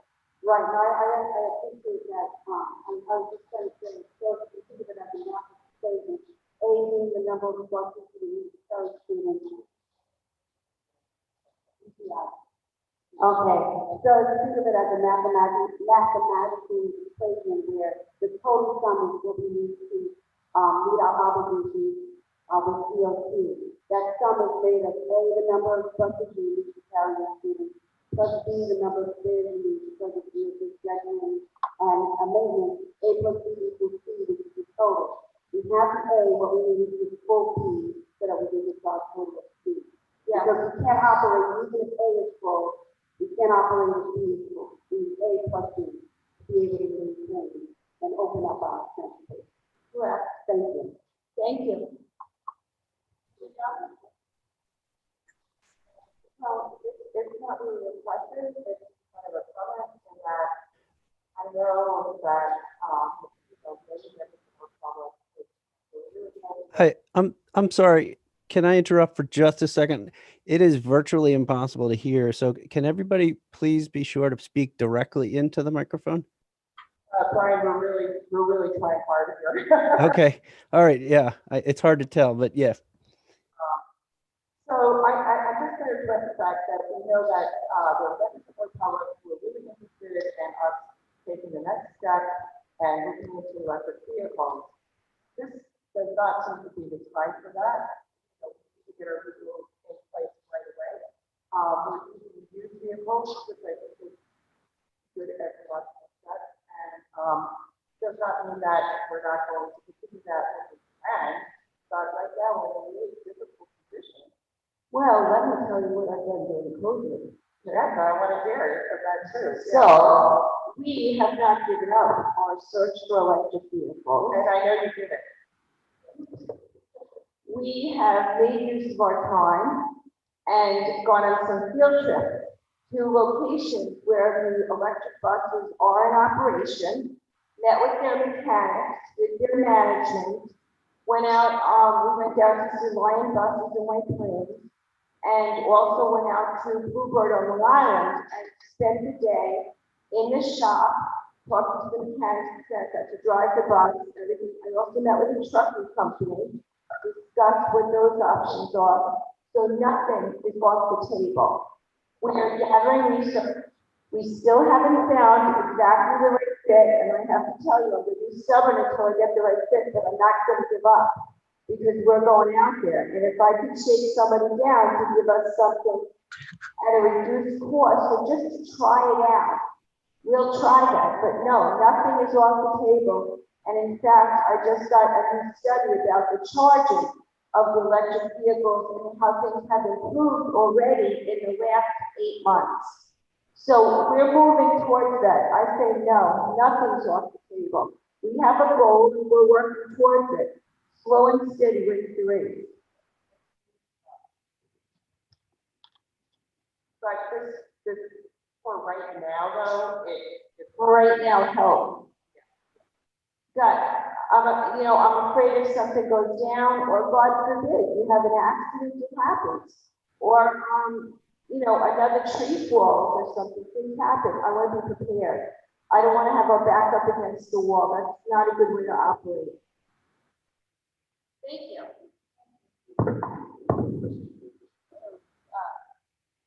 Does everybody have their questions?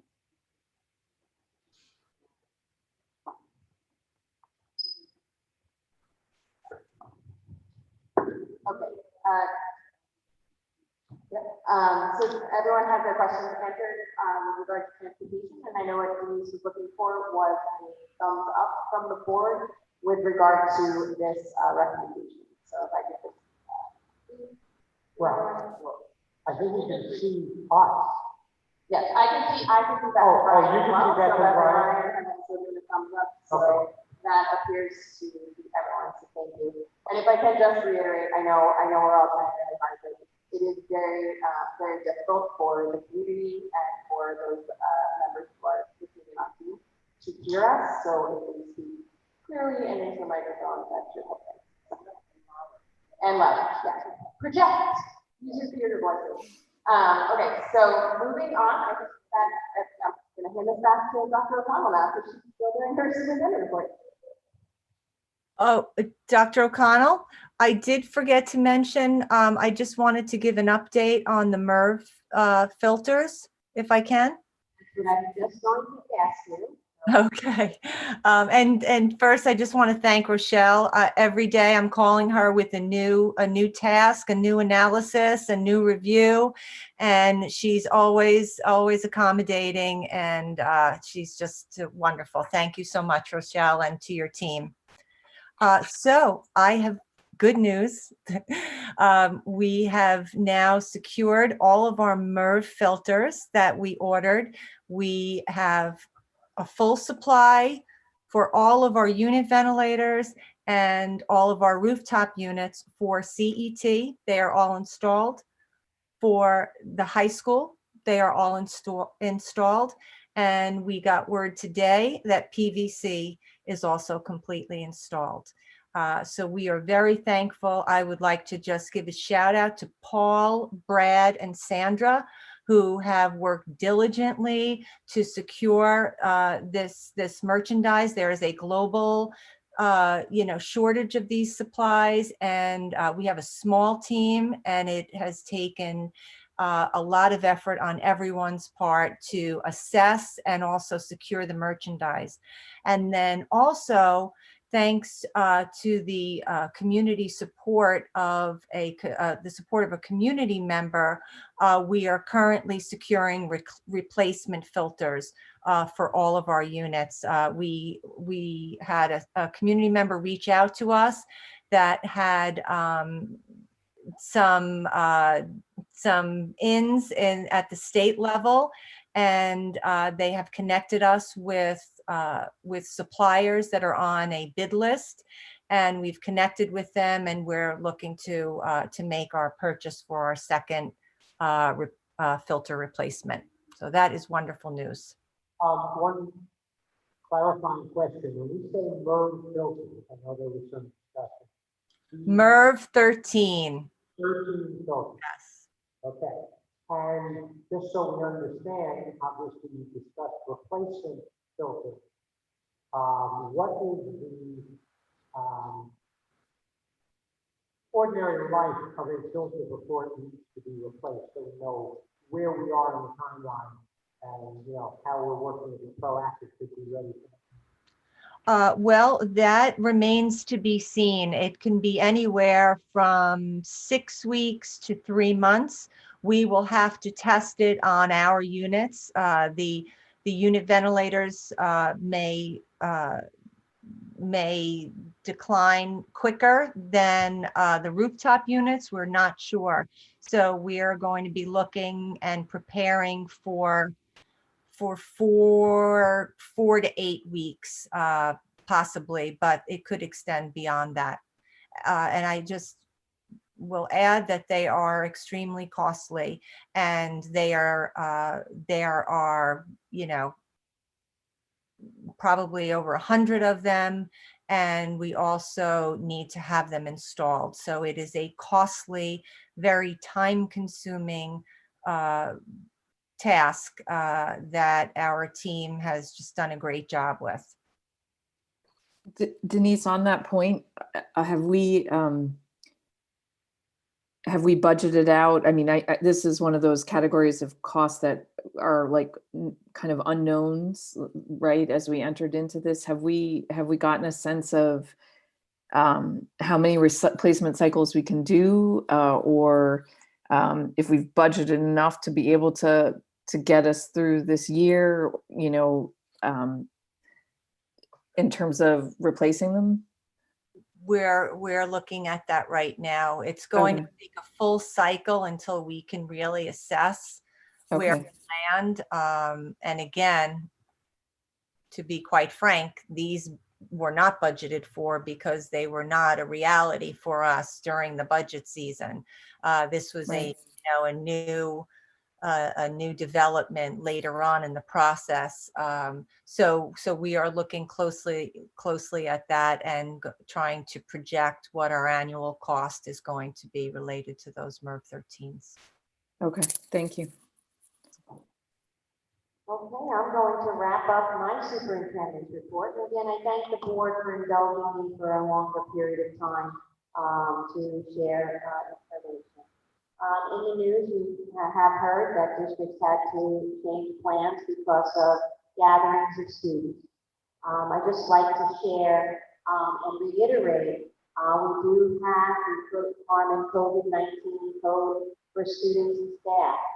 And we take that code very, very seriously. And Rochelle and her group in the task force actually took the first stab at bringing this language forward.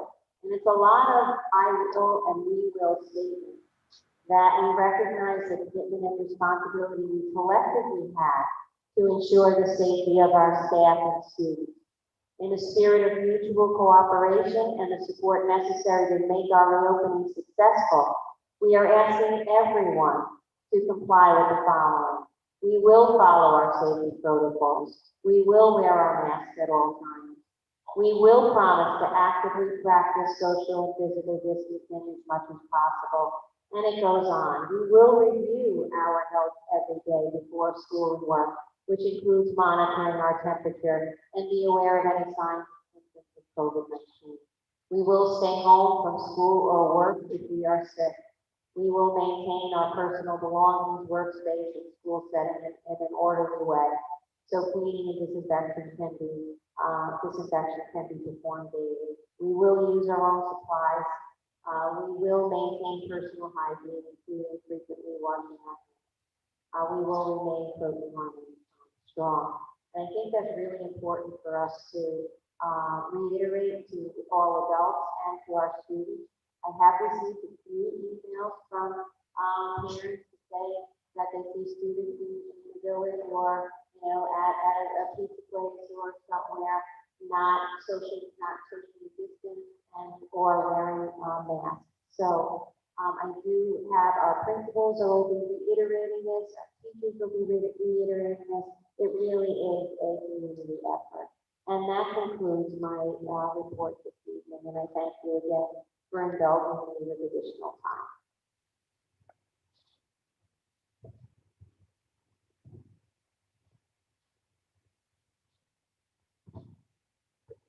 Thank you very much, Dr. O'Connell. Now we will move into new business. Recommended action that the Board of Education accept the R.F. Abrams & Co. LLC engagement letter, year-end June 2021 as presented. So moved. On the question? All in favor? Aye.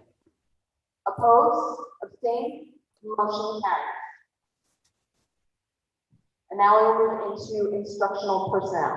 Recommended action that the Board of Education approve the instructional personnel appointment of Angela Williams, 1.0 FTE elementary teacher, as a leave replacement for Allison Ron at Pierre Van Cortlandt Middle School, effective August 31, 2020 through November 20, 2020, at an annual salary of $57,366.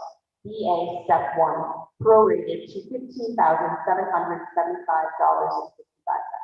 So moved. Second. On the question? All in favor? Aye. Opposed? Abstained? Motion carries. All right, and now we will move into the consent agenda. Recommended action that the Board of Education approves all items under the consent agenda. On the question?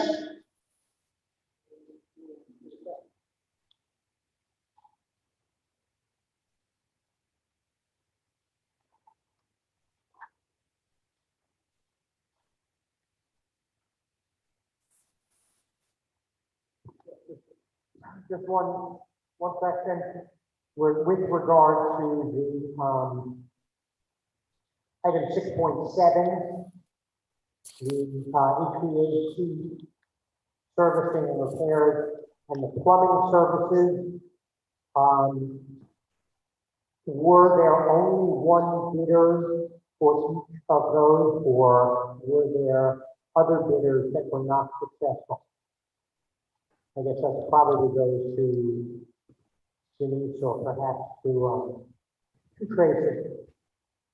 Neil, I believe there was only one bidder. I believe multiple bidders were solicited, but there was only one bidder. But I will verify that. I would appreciate that, just because under policy, we are supposed to have in the resolution all bids that have been, were submitted for a particular. Yeah. And it is my understanding from what we see that there was only one bidder, but I want to make sure that we follow policy and general municipal law. Yes, I can assure you that that the facilities departments, they have to sometimes track people down, send multiple emails, even just to get a denial on record. But I will certainly verify that for you. Any other questions? All in favor? Aye. Right. Opposed, abstained, motion carries.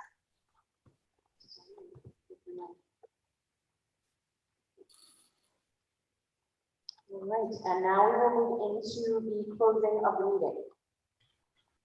I would say we would have another a second here in the public. We do not have any public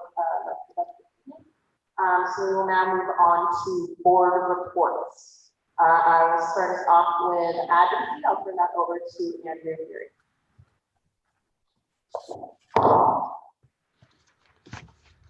At the moment, there's nothing really new from our last meeting. We discussed the resolution and the census. I would like to bring that back to public mind, that the census deadline at this point is still September 30th. I've heard some rumors that it might be extended. We'll see.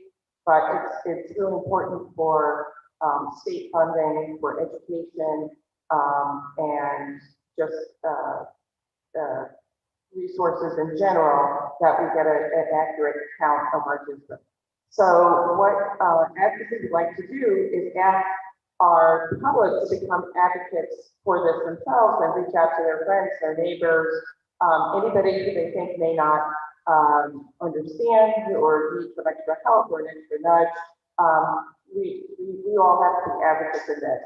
And then speaking of being advocates, going back to the resolution that we passed as a board, asking for additional federal funding, as Neil mentioned, Congress is back, the Senate's back.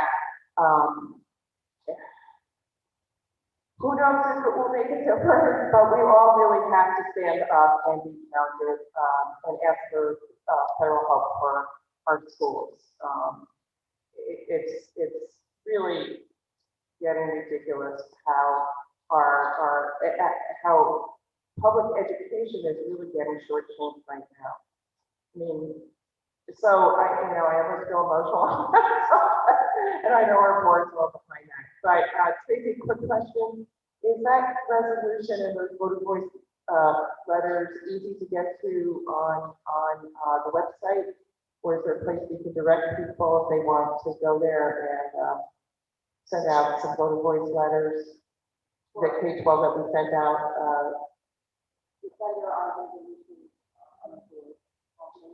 I'm sorry, I can't hear you. Oh. It's on our website under the Board of Education resolution webpage. And the links to the voter voice. I believe so. I believe they put them on there. I will double check. Great, thank you so much. I just want to thank all the board members and that I've seen who've been posting it on Facebook as reminders, and to our teachers in district. I know that they've been active in advocating right now, so it's just very important. And Neil, thank you for your whole discussion governor's issue about, borrowing money. Is there anything else that the advocacy group would like to add?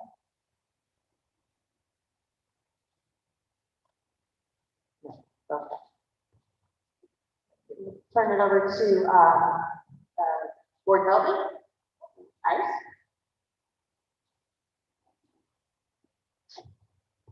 I know this one works. Okay, so first, board development would like to just take a moment to thank each and every member of the board and our administration who participated in the retreat yesterday.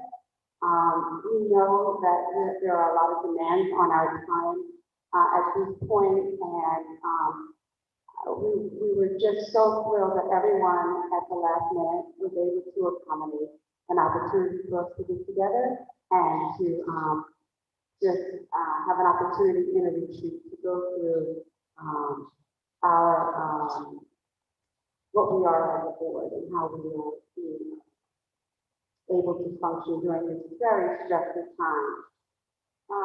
Board development at this point would like to let every board member know that we will be reaching out to you to set up a one-on-one or two-on-one, if you can't have 4 of us together, just to check in with every board member. Because like I said, this summer we've met a lot, we've been carrying a lot, we've been working with administration, who has done a fabulous job with very little, I don't want to say resources, but you've had to work through a lot of adversity, through a lot of multiple iterations, as Dr. O'Connor mentioned.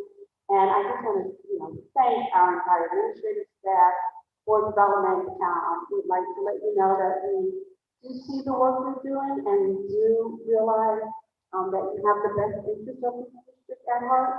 And we also want to thank our staff as well, because they've all come back, and from what I've seen, everyone has a really positive and hopeful outlook for this year. And, we know how important it will be for the 3, the board, the school, the administrators, and the teaching staff, and the office staff to work together for the common good of our students. And so board development has one last thing we'd like to do, which is recognize our board officers. Sarah and Brian, you've had to work more than normal. As a former board president, I can tell you that the board president and officers carry a lot of weight on your shoulders. And throughout these past couple of weeks, board development, and I know Sarah, your own board development would be shocked to you, has been amazed by the grace and the manner in which you handle this responsibility. Whether it's community members who sent letters on weekends or who are unhappy with something, you've always managed to listen. And I think that is a valuable tool, and that's something that we honor, that you're doing this on our behalf. Brian, you're not here, so you'll have to wait for me to deliver this to you. But Sarah is here. And so Sarah, on the board, we know how stressful this has been. We just want you to know that you have your full team behind you, and that we're here for both the administrators as well as our board officers, and for any board members. If there's something you need, please reach out to board development. If you just, if you just want to just call and say, hey, listen, I got this really interesting email. I don't know what to say. I was at ShopRite today, and a thought came upon me that I'd like to share. Board development is here to support you, because we believe that's one of the most critical things we can do at this time, is to make sure that each and every one of us, when we come together, we are the strongest we can be, because we are dealing with our students, who are our teachers, and we're dealing with our staff who's supporting that teacher. So, Brian, you'll be receiving something in your mailbox Depends on how late the meeting goes, whether it'll be tonight or tomorrow. And, I'm trying to think if there is anything else on board development.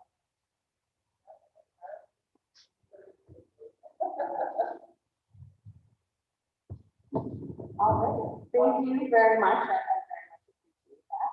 And I will also turn it over now to Jocelyn for communication. There's the one thing I just wanted to add to this is that, you know, I was the local team, and the one group that we didn't really talk about was supportive education. So, Iris and I were talking about that every member of the district really needs support. So, thank you, Iris, for keeping that in mind. Something is working. I know on the agenda it says Communications Committee, but before I go on to Communications Committee, I want to speak just briefly. The Audit Committee met today just before this meeting with Justin Wood of Nugent and Hausler. And we went over the current status of audit in the district, as well as I'm not going to repeat a lot of the stuff that we discussed because a lot of it is stuff that we started covered in her report earlier today. But we really appreciated the input from Justin of Nugent and Hausler, but also from our own staff and treasurer. That's all I'm going to say about audit. Audit committee, by the way, meets according to the charter, meets 6 times a week, 6 times a year, 6 times a week, meets 6 times a year. In practice, I think we do that about 4 times a year. I think that we may be considering updating the charter for the audit committee to, instead of saying 6 times a year, we'll maybe change it to 4 to 6 times a year. The other item was Communications Committee. There's a couple of things going on in Communications Committee. Item number 1 is we have set a date for the community forum on inclusion and what did we do the title was, Iris? Diversity and inclusion.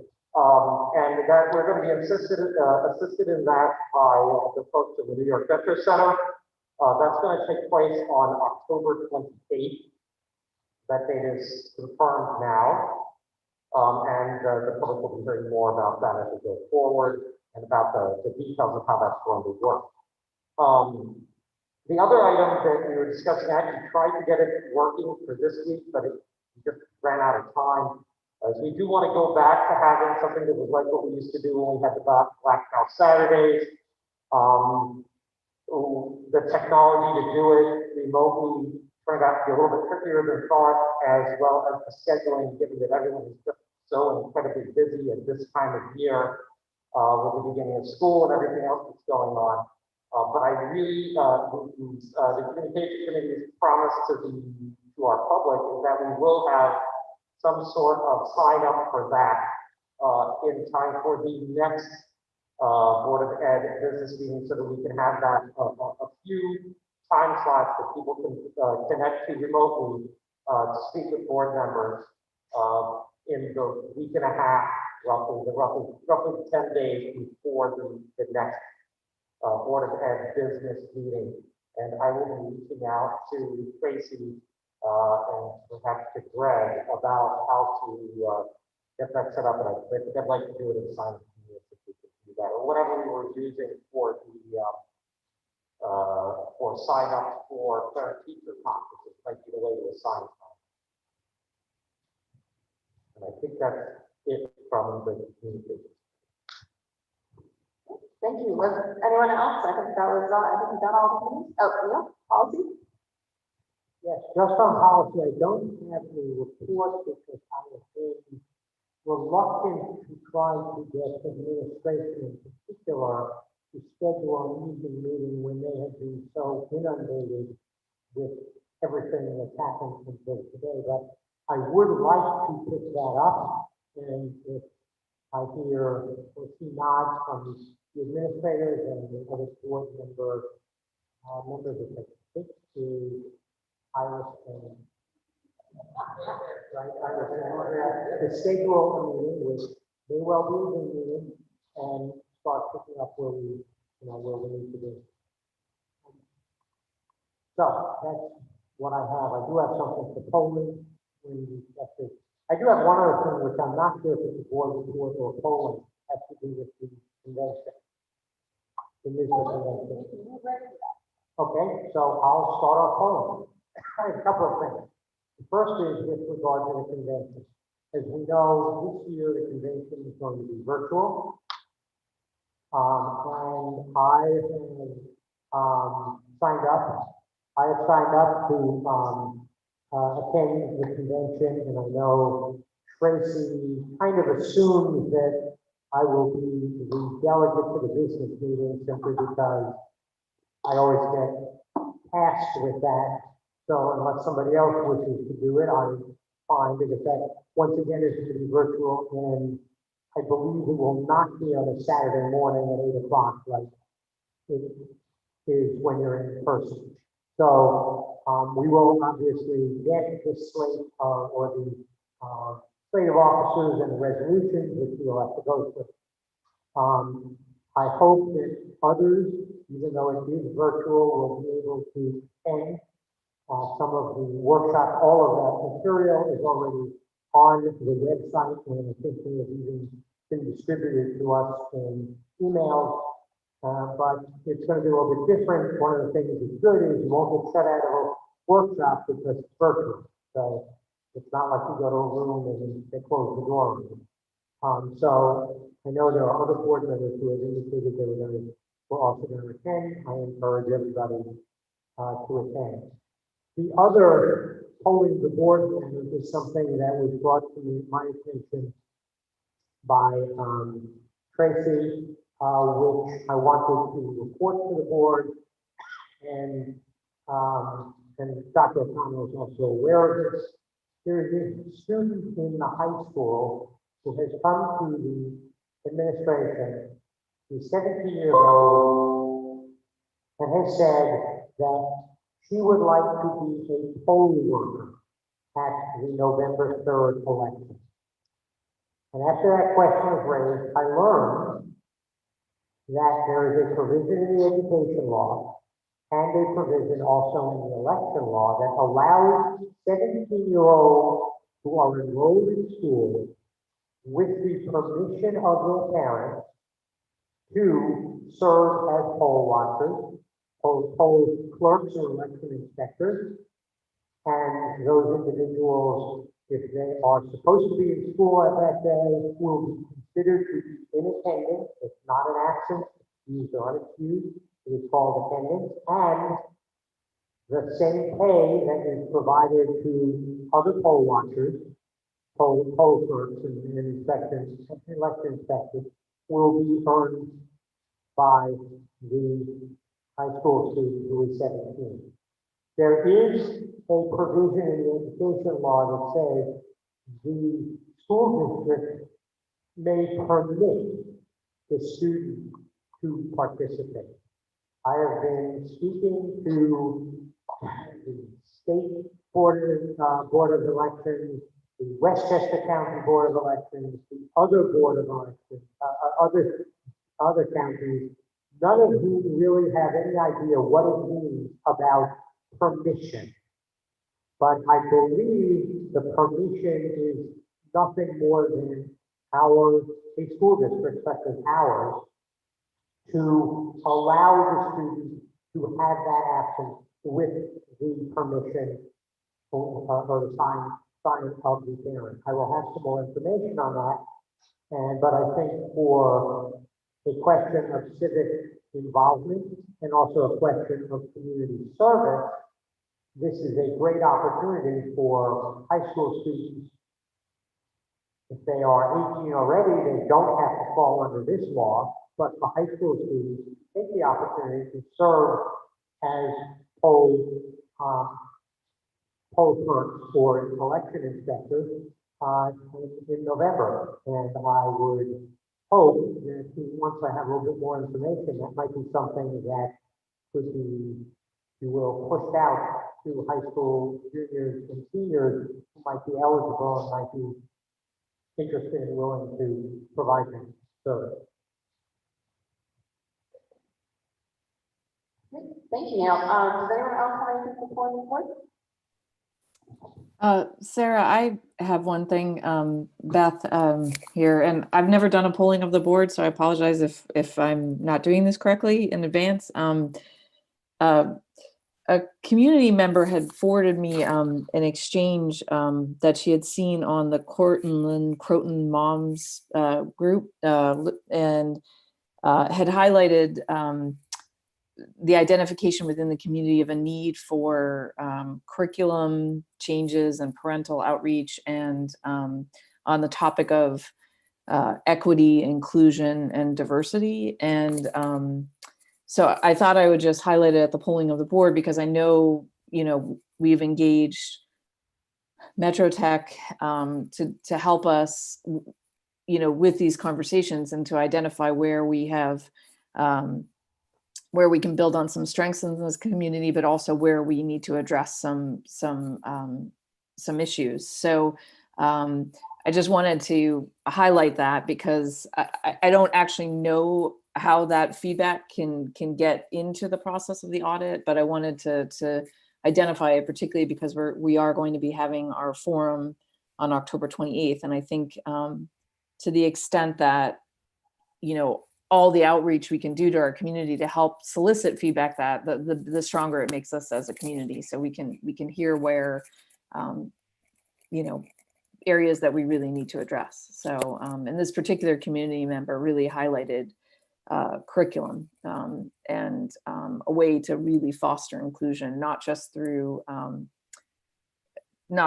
social activities, but really, through our academics, and then also through parental outreach. So I'm not sure if I did that the right way, but just trying to highlight something that something that should feed into our planning for the forum and our audit as it proceeds. Absolutely, and I'll turn it over to Mr. Griffith now, who can talk a little bit about what work with the committee and what we have. Sure. First of all, I always encourage you to, if there's a curriculum-related matter, you can always send any parent my direction, and I'm always very, very happy to really have a conversation about any concerns they have. So that's number one. Number two is, Josh just mentioned that community forum, and I think it's great to also extend an invitation to all of our community. The nature of that community forum, as discussed by the communications committee, is going to be the sharing of our experiences. So it is going to be a time where we're going to be able to really collect data from the anecdotal stories that our community shares about their experiences with diversity and inclusivity within our district. It's going to be a time where that kind of sharing in an open and trusting way is going to really inform and launch the work that we're going to need to do with the Metro Center.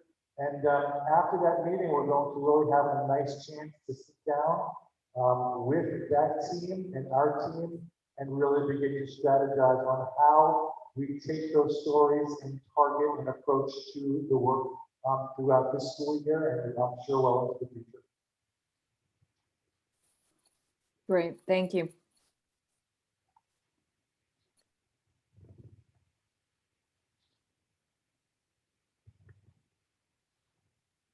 I just wanted to let the public know that Sarah and John and I had the opportunity to be part of a community conversation today, a community-wide conversation about trying to help meet our community's healthcare needs, childcare needs. And so we met with Sherry from Children's Space and Jim Barrett, and Sherry also works for the Village, Carrie Senna, Megan Blumen from Circle School, and Liz Geraldo,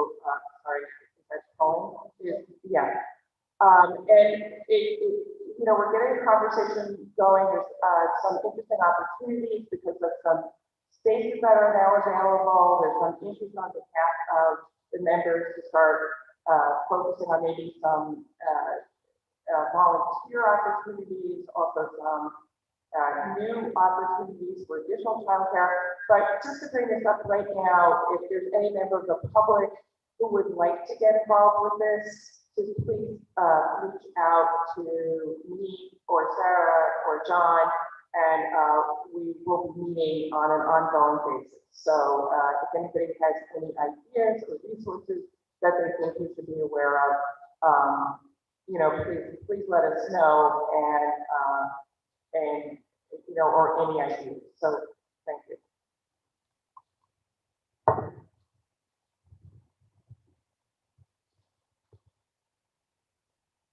Okay, so my question, actually my statements were posed, I think I have two or three. First is the, usually we have the calendar that comes out that helps the public. If someone has a question for, if I have a question about what's going on in my child's classroom, so Dr. O'Connell, this is really for you, where it outlines the parent, this is who you should contact with these types of questions, and when you can expect a fund, those are funds for setting up meetings, like sort of a chain of command, so parents would know who to reach out to, and who, if someone has questions about district-wide issues, who they can reach out to. So I was wondering, if we don't have the calendar in print copy this year, if we can reiterate what that is and just follow up with that.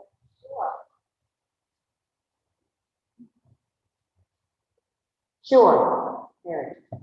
So thank you for that inquiry. First and foremost, you are correct. We did not mail out the color glossy calendar this year, but our digital calendar is online.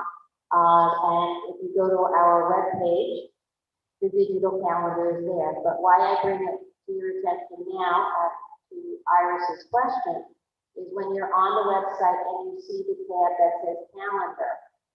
If you go down a few, 3 spaces to calendar period guide and click on that, it is the actual calendar in hard copy that we would have mailed.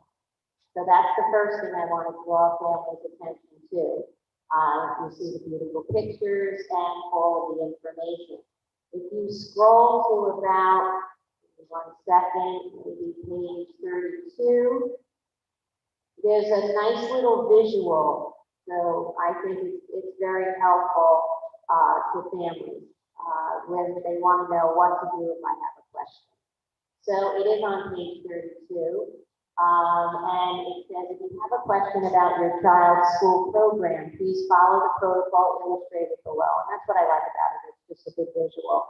So you always want to go to the source that's closest to the question.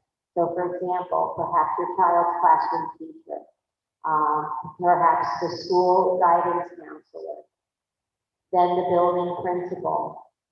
Then if you feel you're not perhaps receiving the information that you need, or you need to pursue it a little further, that would be then escalating your question to Mr. Griffith. And then, of course, to me as the superintendent. It is very important to try to follow that chain, because it's most important to try to get closest to the source who would have the direct information. So, for example, if there was something that was going on in your child's classroom, to start off with perhaps me, might not, I'd have to go back to the child's classroom and find out some information. So again, not that John just said it so eloquently, we welcome all inquiries. But again, starting with that protocol and following that chain tends to be the most effective way to get the information that you need.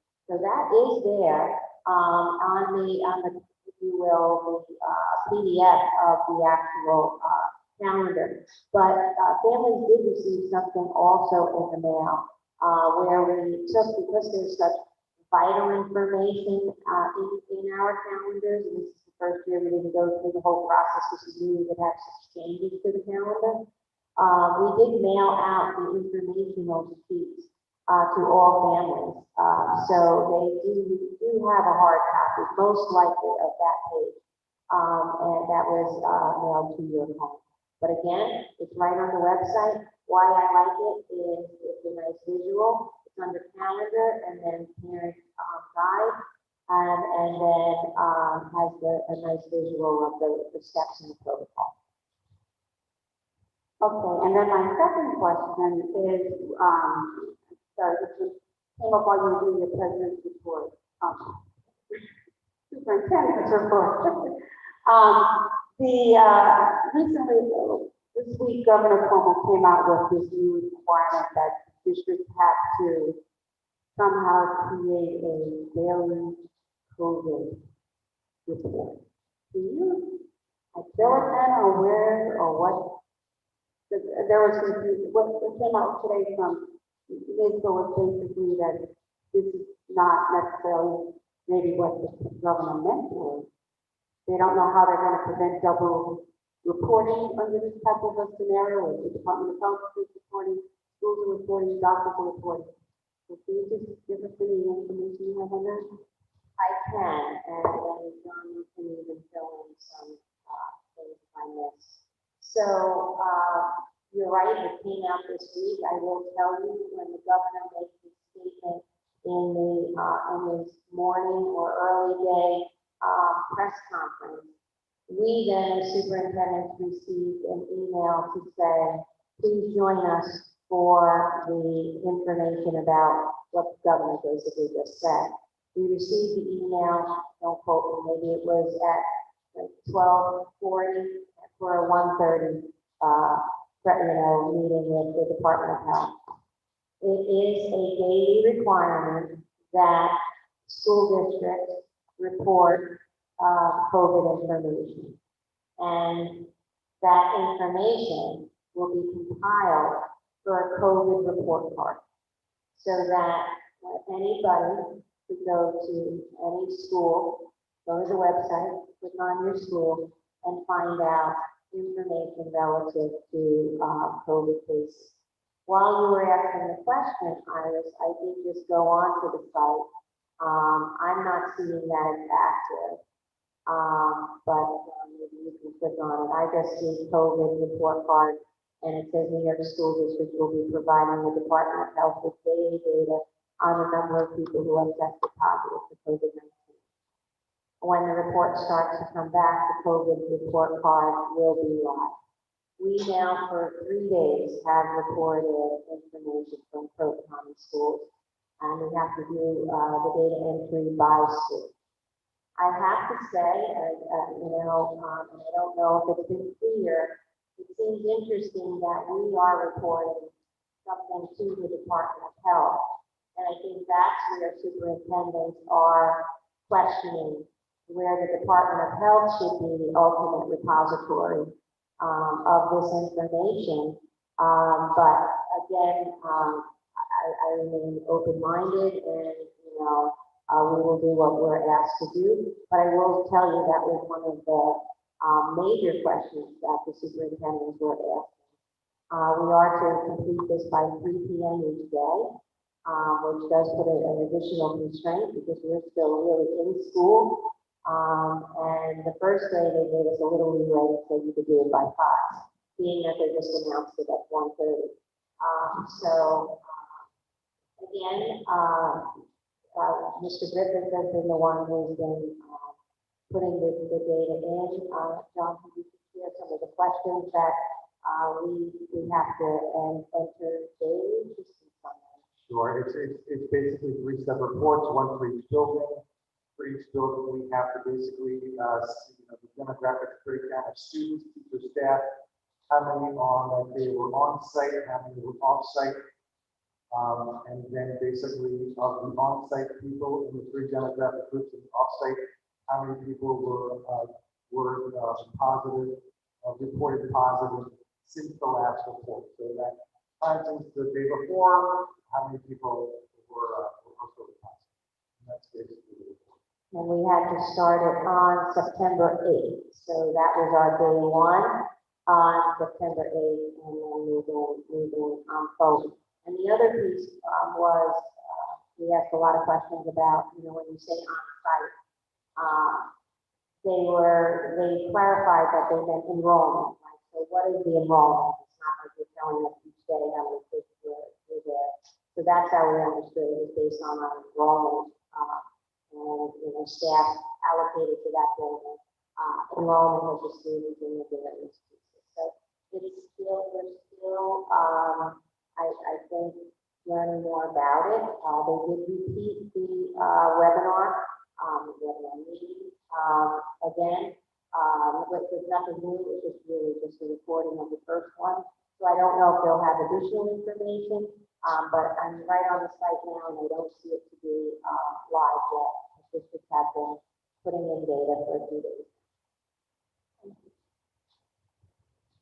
So Dr. O'Connell, just as a quick follow-up on that, so it's, again, apologies because it was a little hard to hear, but I hear what you're saying is that it's not live yet, but and you haven't been told yet by the governor when it's going to go live, but the administration has been inputting this data as requested. That is correct, Beth. I hope you can hear me now. Yeah.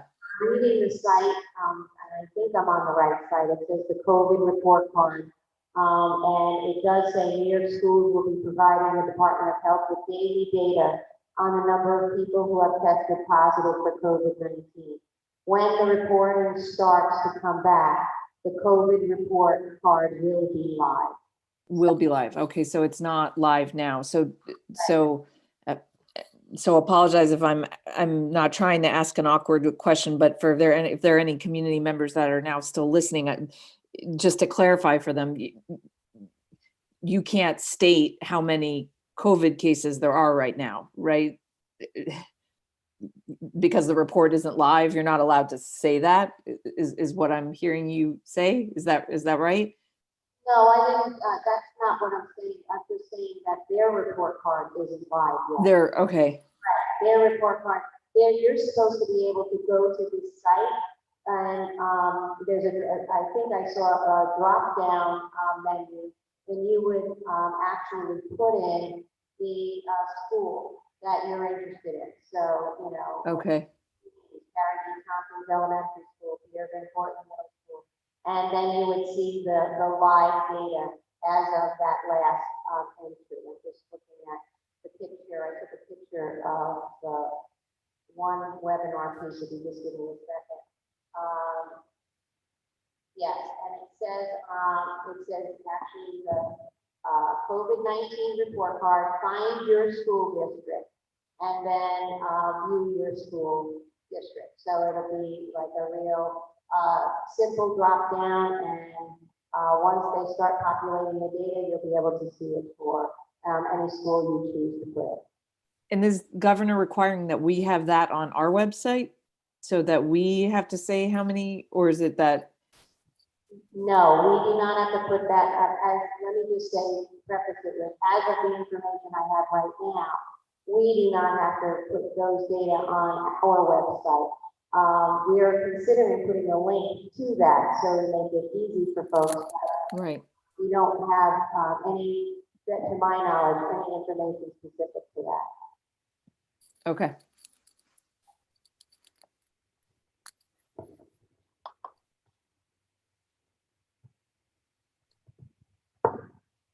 I just wanted to add one thing. I know that you raised this month that the conference coming up, but I know there was some discussion about how many board members should attend, and I would just say that it is a really excellent educational opportunity. In the past, all our board members have attended. And I would just encourage people, because I think maybe now more than ever, it's really important for us to kind of see how our district fits into the bigger context of what all the districts are dealing with right now. I mean, this is a statewide and a nationwide issue that we're dealing with in education right now, and also an opportunity to really make connections to help with advocacy. So I don't know how, in terms of our budget, I think we have the budget for it. So is there any reason why board members should feel that they shouldn't attend? Absolutely not. So I would definitely also encourage any board member who wants to attend the section. Please let Tracy know, and if you could let Tracy know before September 13th, that is when the early bird registration discount price ends. So being fiscally responsible, please let her know by then. But yeah, I would encourage any board member who wants to attend the very school session. And given that we won't get shut out of them, it would be easy for us to coordinate and really spread and get to a lot of different information if we have multiple board members attending. So I can agree.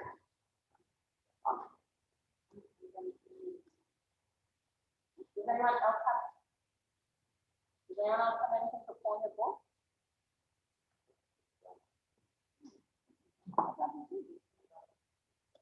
Does anyone have? Okay. All right, so we have nothing else for polling of the board.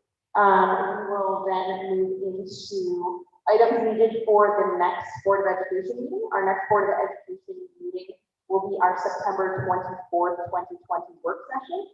We are planning for that work session, and if you go to our work session topic spreadsheet that Tracy has updated for us, you'll see that in there.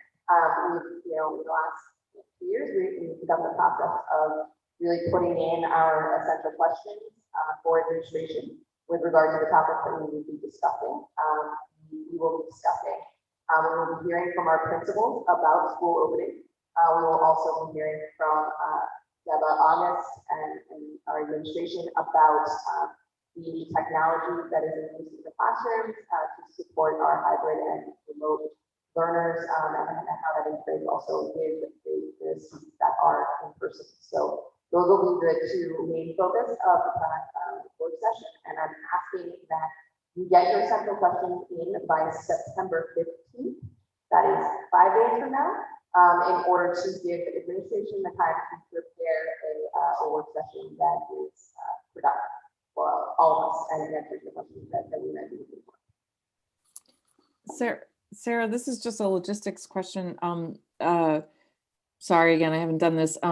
If you want to add a topic to the agenda, just an update on a specific thing that whether it relates to social, emotional, or something facilities related, like how can that be fed into the agenda, or no, it's set already? We generally set the topics so that we're not trying to discuss too many things at a time.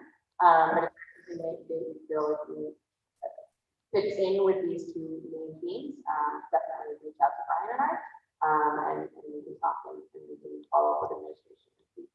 But yeah, generally we do set our work session agenda ahead of time so that we have we can really devote a good chunk of time to these topics because they're not business meetings.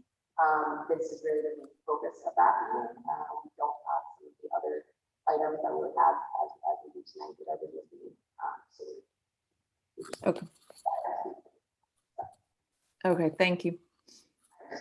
Okay, and that if you there's a topic, that's what we use for with the board. If there's a topic you would like to be a part of a work session, and you tell the board officers, and Tracy will put it into the spreadsheet, and then when the board officers meet with the administration, they try to plan out, okay, where in the calendar can we fit this into our conversation during a work session.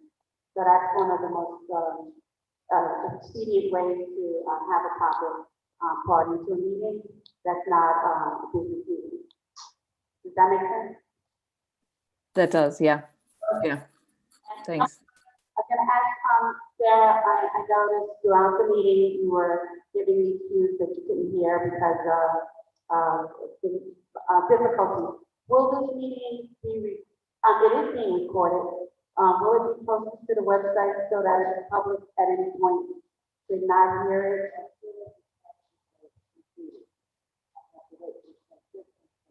Okay.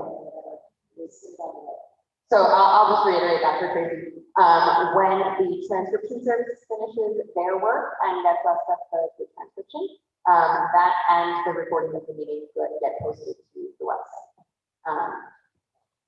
I'm a little bit worried. We've already had some feedback that the audio was very poor. And I know that it is usually that is a policy requirement of open meeting law to post minutes within, I think it's 2 weeks. I'm wondering if we could accelerate that just because there are people who are already saying that they cannot understand the audio. And my fear is that the audio recording is just as bad as the audio that they were hearing on the Zoom link. So I think we might want to, if possible, accelerate getting these minutes, the minutes of the meeting ready, so that they can read what the discussion was in writing, as best they can. Well, I'll just note to that, Josh, most of the minutes are not like detailed, in-depth conversations, but I understand what you're suggesting, but I'm not sure we'd be able to accomplish. The 2 weeks is probably the I don't know, I don't understand. So I understand your request. I would say perhaps maybe if someone had questions, maybe they could reach out to I need to see their, that's okay. Absolutely. Reach out to the board officer. Absolutely. Yeah, absolutely. And before the minutes can come out, I know everyone's website now. I just want to just respond to that. Yeah, and Tracy and I will discuss and see, there are turnaround times on the transcription service. And it is different than our normal board setup. Pre-COVID, in terms of, there being multiple cameras and that there's being that like direct audio feed that allows for the transcription. So this is done through Zoom, and so it does require a little bit of time, but Tracy and I will work on that. Yeah. So yeah, Tracy and I will work on that, and I do apologize to the community that is watching us and that was experiencing frustration at audio, and not to mention our board members and administration who are joining us via Zoom remotely. We are definitely, we have tested these ahead of time, and we will continue to work to improve this. I did actually have a question that I wanted to put to the board with regard to our September 24th meeting. That is that currently the governor did extend the executive order allowing us to continue to meet remotely. Given that we do not have a hearing of the public during a board work session, and we do want to be able to make sure everyone is able to participate and hear and be able to follow along on these presentations and important topics that we're discussing. I wanted to see what the board's thoughts were on having that meeting with everyone remotely for the September 24th. So if I could get a thumbs on that one.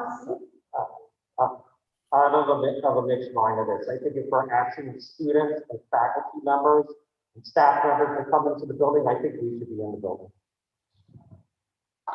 I absolutely understand. So, I mean, you know what, actually, I don't need you to give me a determination right at this moment. If you want to think about it, or we need to get back to there are obviously logistical issues that Tracy and Greg and I will need to work out. So.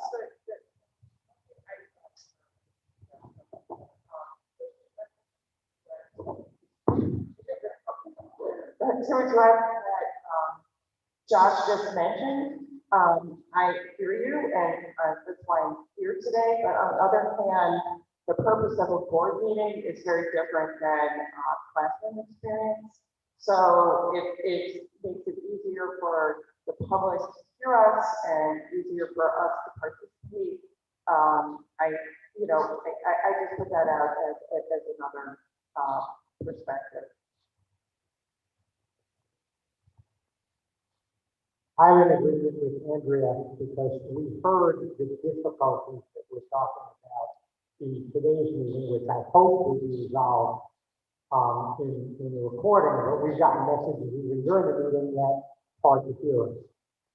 We're going to have with us, in addition to the people who are now here, and Brian and Beth, we're going to have 3 principals, the assistant principal, we're going to have perhaps Ms. Gatto, perhaps others, all of whom are going to be reporting and discussing, and I think it would be very difficult to have that number of people participating in person social distance.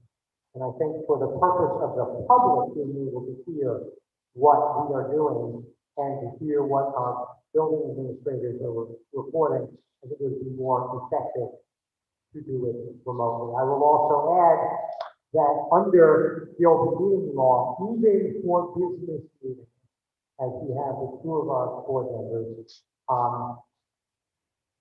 participants may participate remotely. That is consistent with open meetings law. I was all in favor of doing here tonight personally, but I think for the 24th, we should do it remotely. Beth, Brian, did you guys have any thoughts? I second what Andrea and Neil said. I think they said it incredibly well, so I don't have anything to add, but I think for the purposes of a very large meeting with expected public attendance, it would, I think it would be better for the purposes of the public for it to be remote, so the quality of the discussion is better for all involved. I agree. Okay,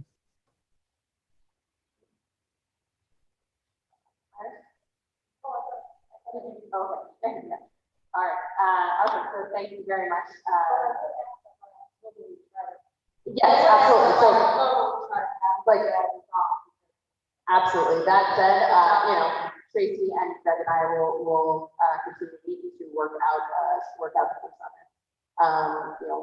Again, I do apologize for the problems with the hearing.